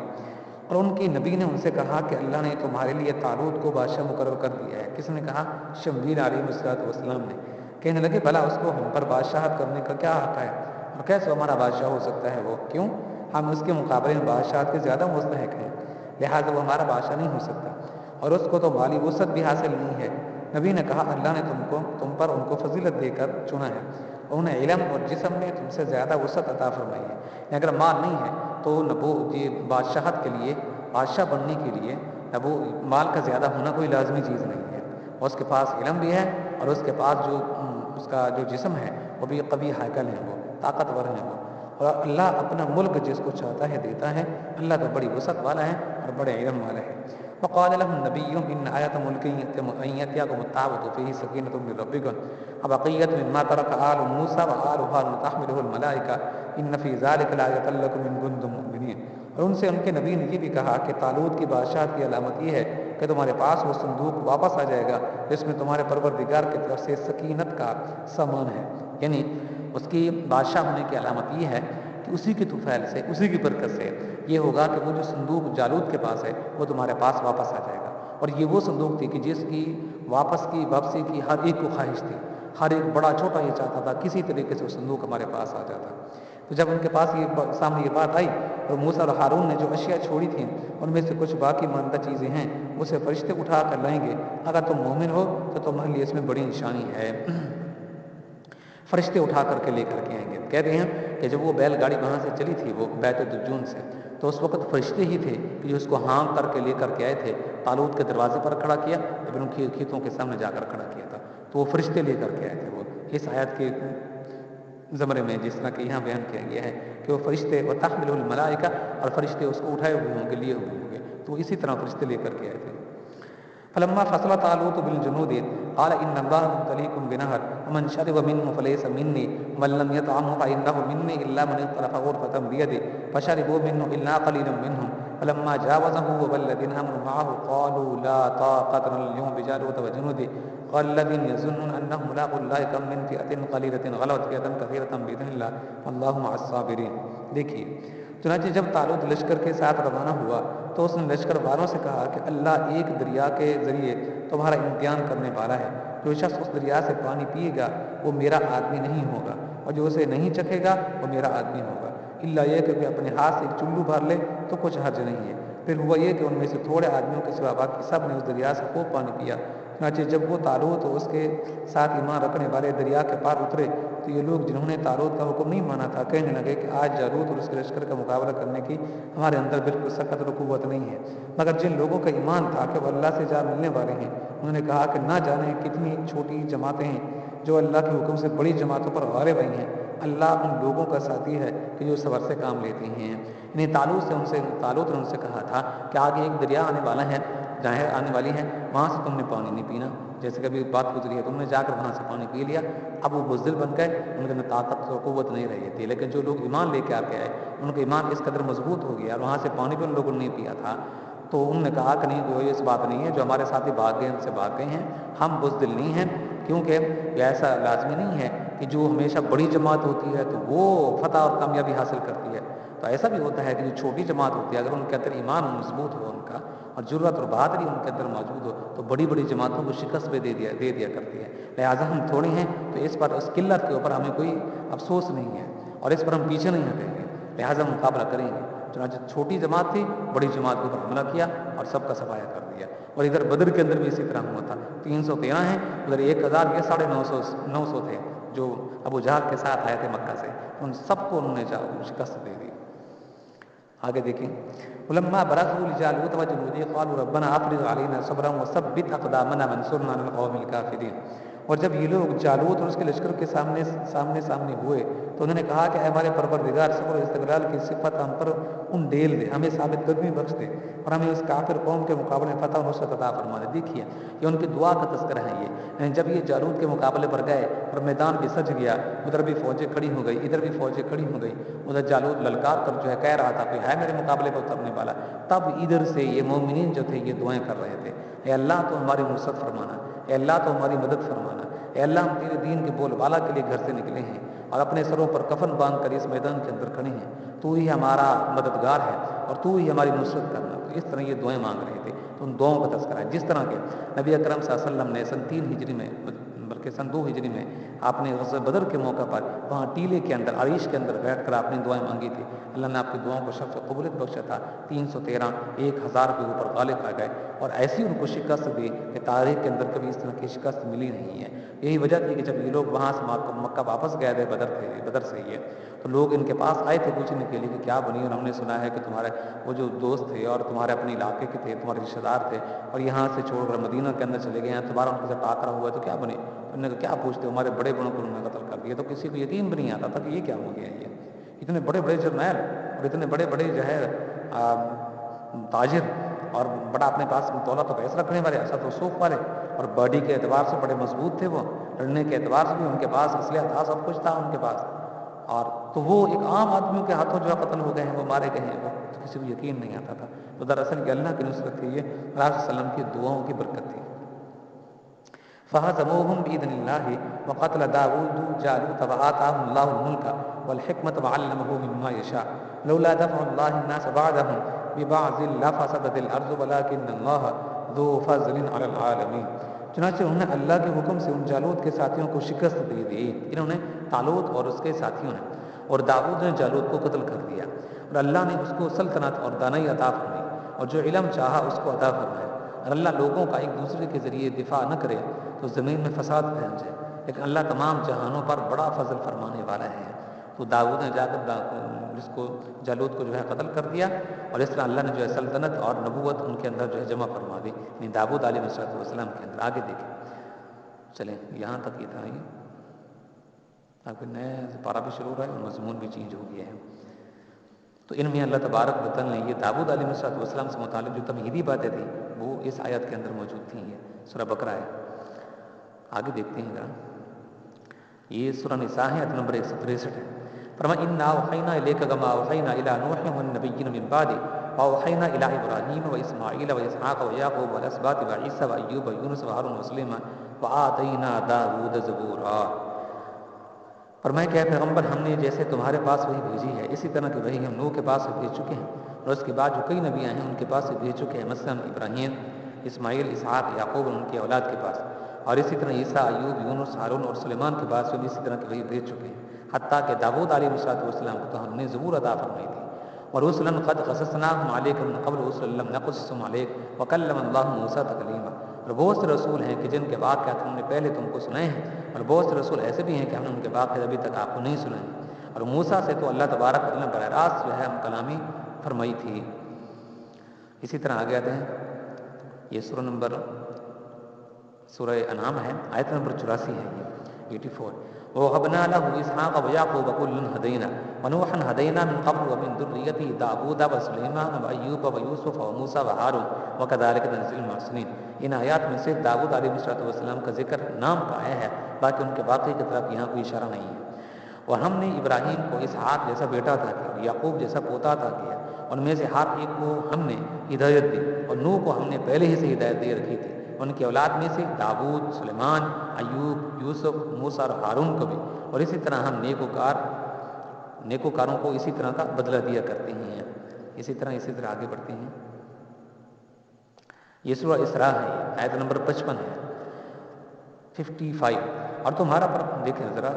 وَرَبُّكَ أَعْلَمُ مَنْ فِي السَّمَاوَاتِ وَالْأَرْضِ وَلَقَدْ فَضَّلْنَا بَعْضَ النَّبِيِّينَ عَلَىٰ بَعْضٍ وَآتَيْنَا دَاوُودَ زَبُورًا. اور تمہارا پروردگار ان سب کو جانتا ہے جو آسمانوں میں ہیں اور جو زمین کے اندر ہے, اور ہم نے کچھ نبیوں کو دوسرے نبیوں پر فضیلت دی ہے, اور ہم نے داؤد کو تو زبور عطا فرمائی تھی. اسی طرح ذرا آگے بڑھتے ہیں. اسے یہ سورہ انبیاء ہے, آیت نمبر 78 ہے, یہ 78. وَدَاوُودَ وَسُلَيْمَانَ إِذْ يَحْكُمَانِ فِي الْأَرْضِ إِذْ نَفَشَتْ فِيهِ غَنَمُ الْقَوْمِ وَكُنَّا لِحُكْمِهِمْ شَاهِدِينَ. ان کی زندگی کے اندر وہ جو خاص واقعہ جو ہے پیش آیا تھا وہ قضاء والا, اس کو بیان کیا گیا ہے. اور داؤد اور سلیمان کو بھی ہم نے حکمت اور علم عطا فرمایا تھا جب وہ دونوں ایک کھیت کے جھگڑے کا فیصلہ کر رہے تھے, کیونکہ کچھ لوگوں کی بکریاں رات کے وقت اس کھیت کے اندر جا گھسی تھی, اور ان لوگوں کے بارے میں جو فیصلہ ہوا ہے اسے ہم خود دیکھ رہے تھے. فَفَهَّمْنَاهَا سُلَيْمَانَ وَآتَيْنَا حُكْمًا وَعِلْمًا وَسَخَّرْنَا مَعَ دَاوُودَ الْجِبَالَ يُسَبِّحْنَ وَالطَّيْرَ وَكُنَّا فَاعِلِينَ. چنانچہ اس فیصلے کی سمجھ ہم نے سلیمان کو دے دی تھی, اور ویسے ہم نے ان دونوں ہی کو حکمت بھی عطا کیا تھا اور علم بھی ان کو عطا کیا تھا, اور ہم نے داؤد کے ساتھ پہاڑوں کو تابع بنا دیا تھا کہ وہ پرندوں کو ساتھ لے کر تسبیح کریں، اور یہ سارے کام کرنے والے ہم ہی تھے۔ لیکن یہاں پر ایک بات جو ہے قابل توجہ ہے یہ کہ جہاں پر آتا ہے نا کہ داؤد علیہ السلام زبور پڑھتے تھے تو وہ ساتھ ساتھ جو ہے اگر وہ پہاڑوں کے قریب سے گزرتے تھے تو پہاڑ بھی ساتھ ساتھ پڑھتے تھے، تو یہ فزیکل یعنی حقیقتاً یہ پہاڑ اس طرح کی تسبیح کرتے تھے، کیونکہ بعض لوگوں نے یوں کہا کہتے ہیں کہ جب سامنے سے کوئی دیوار ہو یا سامنے سے کوئی ایسی چیز ہو جس سے آواز جو آگے کی طرف موو نہ ہو سکے، آگے کی طرف منتقل نہ ہو سکے، تو پھر آواز وہاں جا کر ٹکراتی ہے اور ٹکرا کر وہاں سے واپس آتی ہے۔ تو کہا کہ داؤد علیہ السلام کے ساتھ یہ نہیں ہے کہ حقیقتاً وہ پہاڑوں کے ساتھ تسبیح پڑھتے تھے یا زبور ان کے ساتھ جو پڑھتے تھے، وہ کہتے ہیں کہ جب وہ پڑھتے تھے تو وہ آواز جاتی تھی پہاڑوں کے ساتھ ٹکراتی تھی تو وہاں سے واپس آتی تھی، اسی کو جو ہے یہاں پر بیان کیا گیا ہے۔ تو مفتی صاحب فرماتے ہیں کہ اس کے اندر کوئی کمال نہیں ہے، وہ جو کافر بھی اگر جا کر کہیں کھڑا ہو جائے، سامنے سے دیوار ہو، بند کمرہ ہو، پہاڑ ہو، اس کی وادی کے اندر کھڑا ہو تو زور سے اگر وہ آواز لگائے تو وہی آواز جو ہے سامنے جا کر ٹکراتی ہے اور ٹکرا کر وہاں سے پھر واپس لوٹتی ہے تو اس کے کانوں کے اندر وہ پڑتی ہے۔ تو وہ آواز جو اس نے خود استعمال کیا تھوڑی دیر کے بعد ٹکرا کر واپس آتی ہے تو خود اس کو سنائی دیتی ہے، تو پھر نبی کے اندر اور عام آدمی کے اندر فرق کیا ہوا؟ یہ تو خاص کوئی جو ہے فضیلت ہونا ہی داؤد علیہ السلام کے لیے، ایسا تو ہر کوئی کر سکتا ہے۔ ایک آدمی کو کہو کہ کوئی کتاب اٹھا لیتا ہے اور جا کر بند کمرے کے اندر پڑھنا شروع کر دیتا ہے، جیسے آواز نکالتا جائے گا تو یہ آواز دیواروں سے ٹکراتی رہے گی، دوبارہ اس کے کانوں کے اندر آتی رہے گی۔ جس طرح کہ وہ کبھی جو ہے وہ اسپیکر کے اندر جو ایکو لگا دیتے ہیں تو بار بار آواز جو ہے وہ پیدا ہوتی رہتی ہے اور نکلتی رہتی ہے۔ تو یہ کوئی خاص کمال نہیں ہے، یہ خاص کمال کی چیز جو ہے یہ داؤد علیہ السلام کے لیے خاص کمال ہے یہ کہ وہ فزیکلی وہ خود حقیقتاً پہاڑ ان کے ساتھ پڑھتے تھے۔ اگر ایسا نہ ہو، یہ ہو کہ آواز ٹکرا کر آتی تھی اور ان کو سنائی دیتی تھی تو اس میں پھر ان کا کوئی کمال نہیں بنتا، کوئی خاص ان کو عظمت نہیں ملتی، جبکہ اللہ فرما چکے ہیں کہ ہم نے ان کو خاص نعمتیں عطا کی تھی، اور ان خاص نعمتوں میں سے یہ بھی تھا کہ فزیکلی وہ پہاڑ ان کے ساتھ پڑھتے تھے۔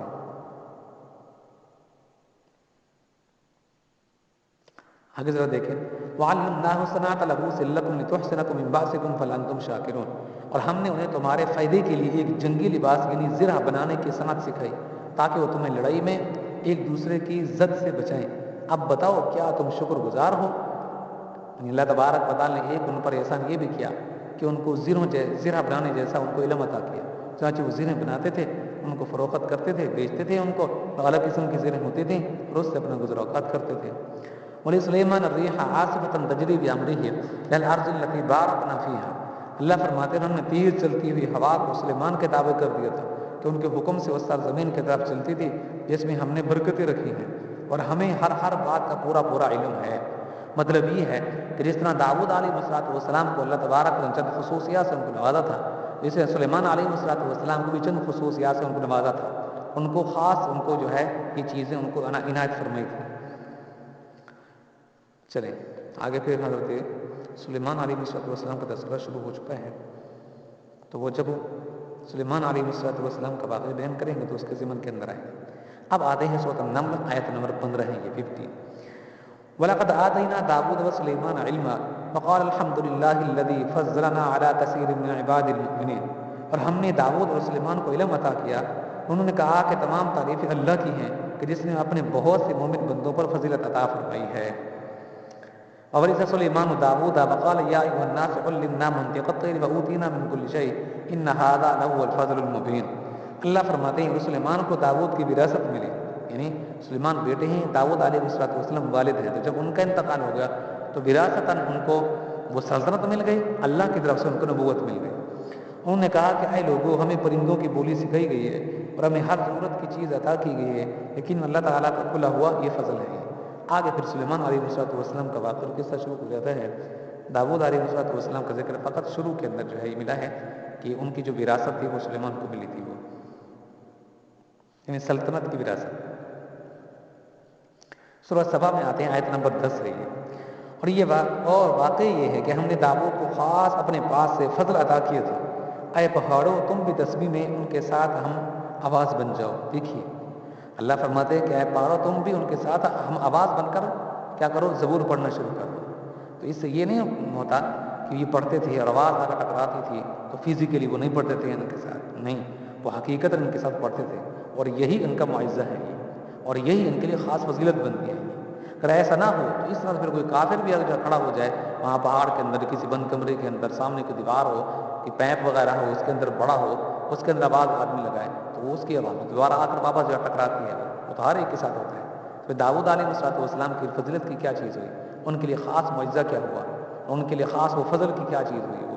خاص ان کے لیے فضل یہی بنتا ہے کہ پہاڑ فزیکلی ان کے ساتھ پڑتے تھے، کیونکہ نبی علیہ السلام کے پاس جو معجزہ ہوتا ہے وہ ایسا ہوتا ہے کہ وہ عام انسان اس کو کرنے پر قدرت نہیں رکھتا، اللہ کی جانب سے وہ خاص چیز ان کو عطا کی ہوئی ہوتی ہے۔ جس طرح کہ انگلیوں کے پورے سے کوئی پانی کی چشمے جاری نہیں کرتا، نبی اکرم صلی اللہ علیہ وسلم کے ہاتھوں کی انگلیوں سے جو پانی کے چشمے جاری ہو گئے تو کسی کے ہاتھوں سے پانی نہیں جاری ہوتا۔ نبی اکرم صلی اللہ علیہ وسلم کا لعاب دہن لگانا تھا، حضرت علی رضی اللہ عنہ کی آنکھیں درست ہو گئی۔ کوئی ایسا نہیں ہے کہ اپنا لعاب کسی کی آنکھوں کو لگا دے تو درست ہو جائے، وہ کسی کا بازو پٹا ہوا ہو اور کوئی شخص اپنا لعاب نکال کر اس کو لگا دے اس کا بازو جڑ جائے۔ آپ صلی اللہ علیہ وسلم نے ایسا کیا تو ان کا بازو جڑ گیا۔ کسی کے اندر آج بھی اس طرح کی نہیں ہے کہ وہ چند کھجوروں ہوں ان کے اوپر دم کر دے اور یہ کہے کہ اس کو اپنے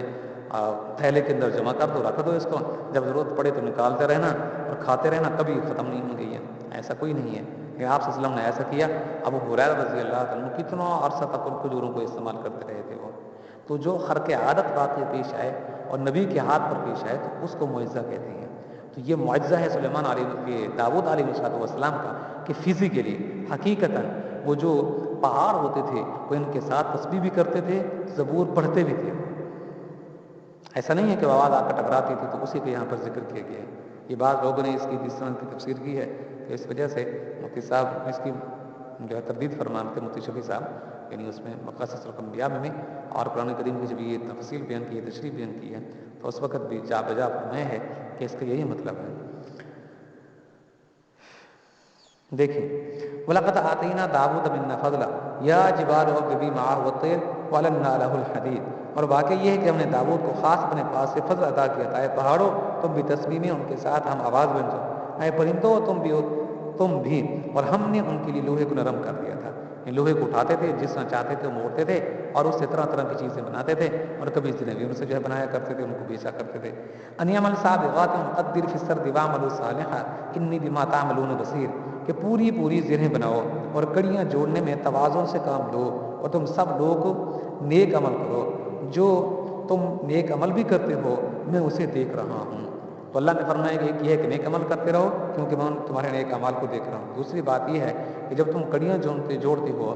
یعنی یہ سرہ بنانے کے لیے تو اس وقت توازن کے ساتھ ٹھیک جوڑ کر جو ہے بناؤ تاکہ خوبصورت بھی ہوں اور ان کے اندر مضبوطی بھی ہو اور لوگ خوش ہو کر لیں ان کو، اور اس سے لوگوں کو فائدہ بھی ہو، اور اس سے یہ ہے کہ تمہیں بھی اس کا فائدہ ہو کہ تمہیں اس کی آمد جو ہے اچھی ہو، تمہارے لیے اچھی بن جائے۔ ولی سلیمان الریح غدوها، چلیں آگے پھر سلیمان علیہ السلام کا تذکرہ شروع ہو رہا ہے۔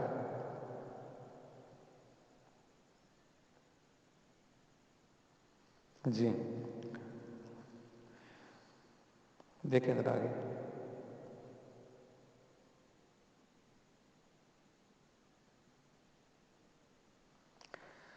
یہ سورہ صاد ہے اور آیت نمبر 22 ہے۔ اس میں اللہ تبارک و تعالی نے حضرت داؤد علیہ السلام کی شان بیان فرمائی ہے، اور خاص طور پہ وہ قصہ بیان فرمایا ہے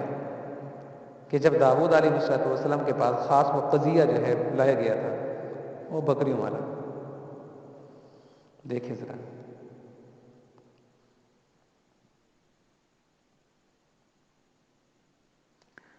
اور ہم نے پہاڑوں کو اس کام پر لگا دیا تھا کہ وہ شام کے وقت اور سورج کے نکلتے وقت ان کے ساتھ تسبیح کیا کریں۔ کن کے ساتھ؟ حضرت داؤد علیہ السلام کے ساتھ۔ پیچھے ایوب علیہ السلام کا تذکرہ تھا تو یہاں سے داؤد کا نام تو نہیں ہے لیکن یہ صفات انہی کی تھیں۔ وَالطَّيْرَ مَحْشُورًا كُلٌّ لَهُ أَوَّابٌ، اور پرندوں کو بھی جنہیں اکٹھا کر لیا جاتا تھا یہ سب ان کے ساتھ مل کر اللہ کا خوب ذکر کیا کرتے تھے۔ داؤد علیہ السلام ذکر کرتے تو یہ بھی ساتھ ساتھ ان کے مل کر ذکر کیا کرتے تھے۔ کون؟ پرندے۔ وَشَدَدْنَا مُلْكَهُ وَآتَيْنَاهُ الْحِكْمَةَ وَفَصْلَ الْخِطَابِ، اور ہم نے ان کی سلطنت کو استحکام بخشا تھا، ان کو مضبوط کر دیا تھا، مستحکم بنا دیا تھا، اور انہیں دانائی اور فیصلہ کن گفتگو کا سلیقہ بھی ان کو عطا فرمایا تھا۔ دانائی یعنی سمجھداری ان کو عطا فرمائی تھی، اور بات کرنے کا جو ڈھنگ ہوتا ہے وہ بھی ہم نے ان کو سکھلایا تھا۔ بے ڈھنگی گفتگو نہیں فرماتے تھے۔ وَهَلْ أَتَاكَ نَبَأُ الْخَصْمِ إِذْ تَسَوَّرُوا الْمِحْرَابَ، اور کیا تمہیں اس مقدمہ والوں کی خبر بھی پہنچی ہے کہ جب وہ دیوار پر چڑھ کر عبادت گاہ کے اندر گھس آئے تھے؟ کہتے ہیں کہ کچھ ان کا طریقہ یہ تھا کہ وہ جو عام دروازہ تھا وہاں سے نہیں آئے تھے وہ لوگ، یعنی جو قضیہ لے کر آئے تھے، فیصلہ لے کر آئے تھے داؤد کے پاس، تو وہ دیواروں سے پھلانگ کر اندر داخل ہو گئے تھے۔ اذ دخلوا الی داؤد ففزع منهم قالوا لا تخف خصمان بغى بعضنا على بعض فاحكم بيننا بالحق ولا تشتت واهدنا الى سواء الصراط۔ جب وہ داؤد کے پاس پہنچے تو داؤد ان سے گھبرا گئے، انہوں نے کہا کہ ڈریے نہیں، ہم ایک جھگڑے کے دو فریق ہیں، ہم میں سے ایک نے دوسرے کے ساتھ زیادتی کی ہے، اب آپ ہمارے درمیان ٹھیک ٹھیک فیصلہ کر دیجئے اور زیادتی نہ کیجیے اور ہمیں ٹھیک ٹھیک راستہ بتلا دیجیے۔ دیکھیے جب وہ دروازے سے داخل نہیں ہوئے بلکہ دیواروں کو پھلانگ کر اندر داخل ہوئے ہیں، تو ظاہر ہے داؤد علیہ السلام تو یہ دیکھ کر ڈر گئے، خوف کر گئے کہ یہ کیا ہو گیا، یہ دروازوں کے اوپر وہاں پہ پہرے دار کھڑے ہیں، وہاں چوکیدار کھڑے ہیں، گارڈ وہاں پر کھڑے ہیں، تو اگر یہ آتے تو پہلے آ کر ان سے اجازت لیتے کہ اس طرح کے اچھا آدمی ہیں آپ کو ملنا چاہتے ہیں تو مجھے پتا ہوتا، تو یہ کیسے اچانک جو ہے میرے پاس آ گئے ہیں یہ، تو اس پر وہ ڈر گئے کہ کہیں میری جان کے دشمن تو نہیں ہے یہ۔ اب یہ واقعہ کیا حقیقت میں پیش آیا تھا یا پھر اللہ تبارک و تعالیٰ نے فرضاً اس واقعے کو بیان کیا ہے؟ تیسری بات یہ ہے کیا اللہ تبارک و تعالیٰ نے فرشتوں کو بھیجا تھا، اصل انسان نہ ہو بلکہ وہ فرشتے ہوں؟ تو اس میں تینوں طرح کے احتمالات پائے جاتے ہیں۔ بعض مفسرین نے فرمایا کہ نہیں، یہ حقیقتاً دو انسان تھے یہ، اور واقعی یہ فیصلہ لے کر آئے تھے داؤد علیہ السلام کے پاس کہ آپ ہمارا فیصلہ کر دیجیے، اور آپ نے ان کا فیصلہ کیا، اور وہ انسان تھے، کوئی فرشتے نہیں تھے، اور یہ فزیکلی حقیقتاً یہ واقعہ پیش آئے تھے یہ۔ بعض مفسرین نے فرمایا ان کی تعداد بہت تھوڑی ہے، انہوں نے فرمایا کہ نہیں، یہ جو واقعہ تھا نا یہ اللہ تبارک و تعالیٰ نے فرضاً یہ واقعہ جو ہے بیان کیا ہے، یہ اس کی کوئی حقیقت نہیں ہے، یہ فرضاً یعنی بعض نصیحت کے طور پر اس کو بیان کیا گیا ہے۔ اور بعض نے فرمایا کہ نہیں، یہ جو واقعہ ہے یہ فرشتوں کے ذریعے سے پیش آیا تھا، جب وہ انسانی شکل کے اندر فرشتے آئے تھے تو جب وہ آسمان سے اترے تو ظاہر ہے کہ پھر وہ اندر جو ہے داخل ہو گئے، وہ اب ان کو وہاں سے دروازوں سے ہو کر آنے کے اندر کی کیا ضرورت تھی، تو وہاں سین کے اندر آئے اور سیدھے کمرے کے اندر چلے گئے، جس لیے داؤد علیہ السلام ان کے اچانک کمرے میں داخل ہونے سے پریشان ہو گئے کہ مجھ سے کوئی اجازت بھی نہیں لی اور کوئی گارڈ نے مجھے آ کر بتایا بھی نہیں ہے، پہلے تو میرے پاس لوگ آتے ہیں، وہ دروازے کے اوپر آتے ہیں اور وہاں سے آدمی میرے پاس آتا ہے، اگر آپ کے پاس ٹائم ہو تو فلاں آدمی آئے ہیں آپ کے پاس، لوگوں کو ملنا چاہتے ہیں تو آپ اجازت دیں تو ان کو بھیج دیں، میں کہتا ہوں چلو بھیج دیں تو وہ بھیج دیتے ہیں، یا کبھی ٹائم نہیں ہوتا تو پھر وہاں انتظار کر لیتے ہیں لوگ۔ تو آج یہ کیسے ہو گیا یہ، نہ تو مجھے کوئی اطلاع ملی ہے اور یہ فوراً میرے کمرے کے اندر اچانک داخل ہو گئے ہیں یہ، تو اس لیے اب ڈرنے لگے۔ تو انہوں نے کہا آپ ڈریے نہیں، تو اس سے معلوم ہوتا ہے کافی حد تک یہ فرشتے ہی ہو سکتے ہیں۔ تو انہوں نے کہا کہ ہمارے درمیان فیصلہ کر دیجیے، وہ کیا ان کا جھگڑا کیا، اب بتانا شروع کر دیا۔ اس نے ایک نے کہا ان ھذا اخی له 99 ناجۃ ولی ناجۃ واحدہ فقال اکفلنیھا وعزنی فی الخطاب، یہ میرا بھائی ہے، اس کے پاس 99 دمبیاں ہیں اور میرے پاس ایک ہی دمبی ہے، اب یہ کہتا ہے کہ وہ بھی میرے حوالے کر دو، اور اس نے زور بیان سے مجھے دبا لیا ہے، میرے پاس تو صرف ایک ہی ہے اور اس کے پاس 99 ہیں، تو یہ کہتا ہے وہ جو تیرے پاس ایک ہے وہ مجھے دے دے تاکہ میری 100 پوری ہو جائے۔ قال لقد ظلمك بسؤال ناجتك الى نعاجي وان كثيرا من الخلطاء ليبغي بعضهم على بعض الا الذين امنوا بالصالحات وقليل ما هم وظن داود انما فتناه فاستغفر ربه وخر راكعا واناب۔ دیکھیے داؤد نے کہا کہ اس نے اپنی دمبیوں میں شامل کرنے کے لیے تمہاری دمبی کا جو مطالبہ کیا ہے اس میں یقیناً تم پر ظلم کیا ہے، اور بہت سے لوگ جن کے درمیان شرکت ہوتی ہے وہ ایک دوسرے کے ساتھ زیادتی کرتے ہیں سوائے ان کے جو ایمان لائے ہیں اور جو نیک عمل کیے ہیں، اور وہ بہت کم ہیں، اور داؤد کو خیال ہے کہ ہم نے دراصل ان کی آزمائش کی ہے۔ دیکھیے داؤد علیہ السلام نے جب اس کی بات کو سن لیا، اب وہ جس کے خلاف دعویٰ کیا گیا تھا اس کی طرف آپ نے کوئی جو ہے توجہ نہ دی، اور اسی کو کہا یعنی جو وہاں دعویٰ پیش کر رہا تھا اس کو کہا کہ ہاں یعنی وہ جو مظلوم تھا صرف اس کی بات کو سنا ہے، اور وہ جو جس کے خلاف وہ دعویٰ کر رہا تھا اس کی بات کو نہیں سنا ہے، جس کے خلاف دعویٰ تھا اس کی بات کو نہیں سنا ہے، اس کو کہا کہ نہیں تو خیر تیرے ساتھ زیادتی کر رہا ہے یہ شخص، یہ وہ اس کے پاس 99 ہیں اور تیرے پاس ایک ہے، تو وہ ایک بھی تو ان سے جو ہے لینا چاہتا ہے یہ، تو یہ اس کا کرنا یہ درست نہیں ہے یہ۔ اللہ فرماتے ہیں کہ جب انہوں نے یہ بات کہہ لی تو اس کے بعد پھر کیا ہوا کہ داؤد کو خیال آیا کہ ہم نے دراصل ان کو آزمائے ہیں، اس لیے انہوں نے اپنے پروردگار سے معافی مانگی، جھک کر سجدے کے اندر گر گئے اور اللہ تبارک و تعالیٰ سے لو لگانے لگے۔ فغفرنا له ذلك وان له عندنا لزلفى وحسن مآب، چنانچہ ہم نے اس معاملے میں انہیں معافی دے دی، اور حقیقت یہ ہے کہ ان کو ہمارے پاس خاص تقرب حاصل ہے اور بہترین ہمارے پاس ان کا ٹھکانہ ہے۔ اب داؤد علیہ السلام یہ جو ہیں کہ اللہ کے سامنے گر گئے اور پھر معافی مانگنے لگے، ان کو پتہ چل گیا کہ مجھ سے جو ہے خاص قسم کا امتحان لیا گیا ہے۔ اب یہ کیا واقعہ یہی تھا جس کو ابھی بیان کیا گیا ہے، یہ اس کے علاوہ کوئی اور واقعہ تھا جس واقعے کو تو بیان نہیں کیا گیا، البتہ آپ کی تضرع اور خوف الہی کو بیان کیا گیا ہے۔ تو مفسرین دونوں طرف گئے ہیں۔ علامہ ابن کثیر رحمۃ اللہ تعالیٰ علیہ فرماتے ہیں کہ دیکھیے جو پیچھے ان کا فیصلہ گزرا ہے آیت میں، وہ تو بالکل صحیح تھا، درست ہے، وہ اس کے اندر کوئی خطا نہیں ہے، اس کے اندر کوئی ان کے ایسی بات تو نہیں ہے کہ جو خلاف شریعت ہو، ان کا وہ فیصلہ بالکل ٹھیک تھا، وہ کہ تیرے پاس ایک دم بھی ہے اس کے بعد 99 ہے تو یہ تم سے کیوں لیتا ہے، یہ تو اس کی زیادتی ہے، جو اس کے بعد 99 تو ہیں تیرے پاس تو ہے ہی ہے، اگر تو اس کو دے دے پھر تو کیسے تیرا گزراکات ہوگا؟ تو آپ کا فیصلہ بالکل ٹھیک تھا یہ کہ تو ظالم ہے اور یہ مظلوم ہے، یہ اسے کیوں تو ایک مانگتا ہے، کیوں اس کا صفایا کرنا چاہتا ہے؟ لہٰذا اس پر تو کوئی نکیر نہیں ہو سکتی، اس لیے فرمایا کہ یہ واقعہ یہاں تک مکمل ہو گیا ہے۔ آگے جو فرمائے ہیں نا کہ ان سے پتہ چل گیا ان کو کہ مجھے آزمایا جا رہا ہے، اور پھر اللہ تبارک و تعالیٰ سے معافی مانگنے لگے، فرمایا کہ یہ کوئی اور واقعہ ہو سکتا ہے جس واقعے کو یہاں بیان نہیں کیا گیا۔ بہرحال اس واقعے کی جو آگے صورتحال تھی داؤد علیہ السلام کی، اس کو بیان کر دیا گیا ہے کہ اس طرح پھر داؤد جو ہے لو لگانے لگے اور وہ توبہ و استغفار کرنے لگے، اور ہم نے ان کی توبہ و استغفار کو قبول کر لیا، فرمایا کہ وہ یہ علیحدہ واقعہ ہو سکتا ہے۔ ابن کثیر رحمۃ اللہ تعالیٰ نے تو یہاں پر سکوت اختیار فرمایا ہے، تو مفتی صاحب فرماتے ہیں عالم القرآن میں کہ میں بھی یہاں پر سکوت اختیار کرتا ہوں کہ وہ کیا واقعہ تھا جس کو اللہ نے مبہم رکھا ہے، تو ہمیں بھی چاہیے کہ ہم بھی اس کو مبہم رکھیں۔ بعض مفسرین نے فرمایا کہ دیکھیے اسی واقعے کے اندر بھی تھوڑی سی بات جو ہے یوں محسوس ہو سکتی ہے کہ داؤد علیہ السلام نے ایک کی بات کو سنا ہے، دوسرے کی بات کو نہیں سنا ہے، تو اللہ تبارک و تعالیٰ کو یہ بات جو ہے پسند نہ آئی ہے، اس لیے آپ کو بتلایا ہوگا تب آپ کو پتہ چلا ہو میں تو آزمایا گیا ہوں، جبکہ میں نے جب ایک کی بات سنی ہے تو دوسرے کی بات بھی سنتا ہوں، اس سے تو نے بھی اس کا مطالبہ کیا ہے کہ نہیں کیا، یہ جو تیرے اوپر دعویٰ کر رہا ہے اس کا دعویٰ درست ہے یا نہیں ہے، یہ ہوتا بھی اسی طرح ہے۔ جب ایک آدمی کوئی بات کرتا ہے تو یہ نہیں کہ اس کی بات کو سن لو دوسرے کو شروع ہو جاؤ، نہیں، دوسرے سے پوچھو کہ یہ جو کچھ اس نے بیان دیا ہے یہ ٹھیک ہے یا تمہیں کوئی اعتراض ہے یا غلط ہے، یہ پھر اس کی سنو وہ کیا کہتا ہے، پھر اس کی سنو کہ یہ کیا کہتا ہے جو کچھ اس نے بیان دیا ہے، پھر خود اندازہ لگاؤ کہ یہ درست کہہ رہا ہے یا وہ درست کہہ رہا ہے، اس کی غلطی ہے یا اس کی غلطی ہے، زیادتی اس کی ہے یا اس کی ہے، تو دونوں طرف سے بات کو جو ہے سنا جاتا ہے، یہ نہیں کہ یک طرفہ سن کر اور یک طرفہ پھر فیصلہ دے دیا جائے اور دوسرے کو ظالم جو ہے قرار دے دیا جائے، تو یہ درست نہیں ہے۔ اور میں اس وجہ سے اللہ تبارک و تعالیٰ نے آپ کو آزمائش میں ڈالا اور آپ کو پتہ چلا تو پھر آپ جو ہے اللہ تبارک و تعالیٰ کی طرف رجوع کرنے لگے۔ بہرحال اللہ تبارک و تعالیٰ ہی بہتر جانتے ہیں کہ وہ کیا واقعہ پیش آیا تھا، پھر آپ کو اللہ کی طرف رجوع کرنا پڑا۔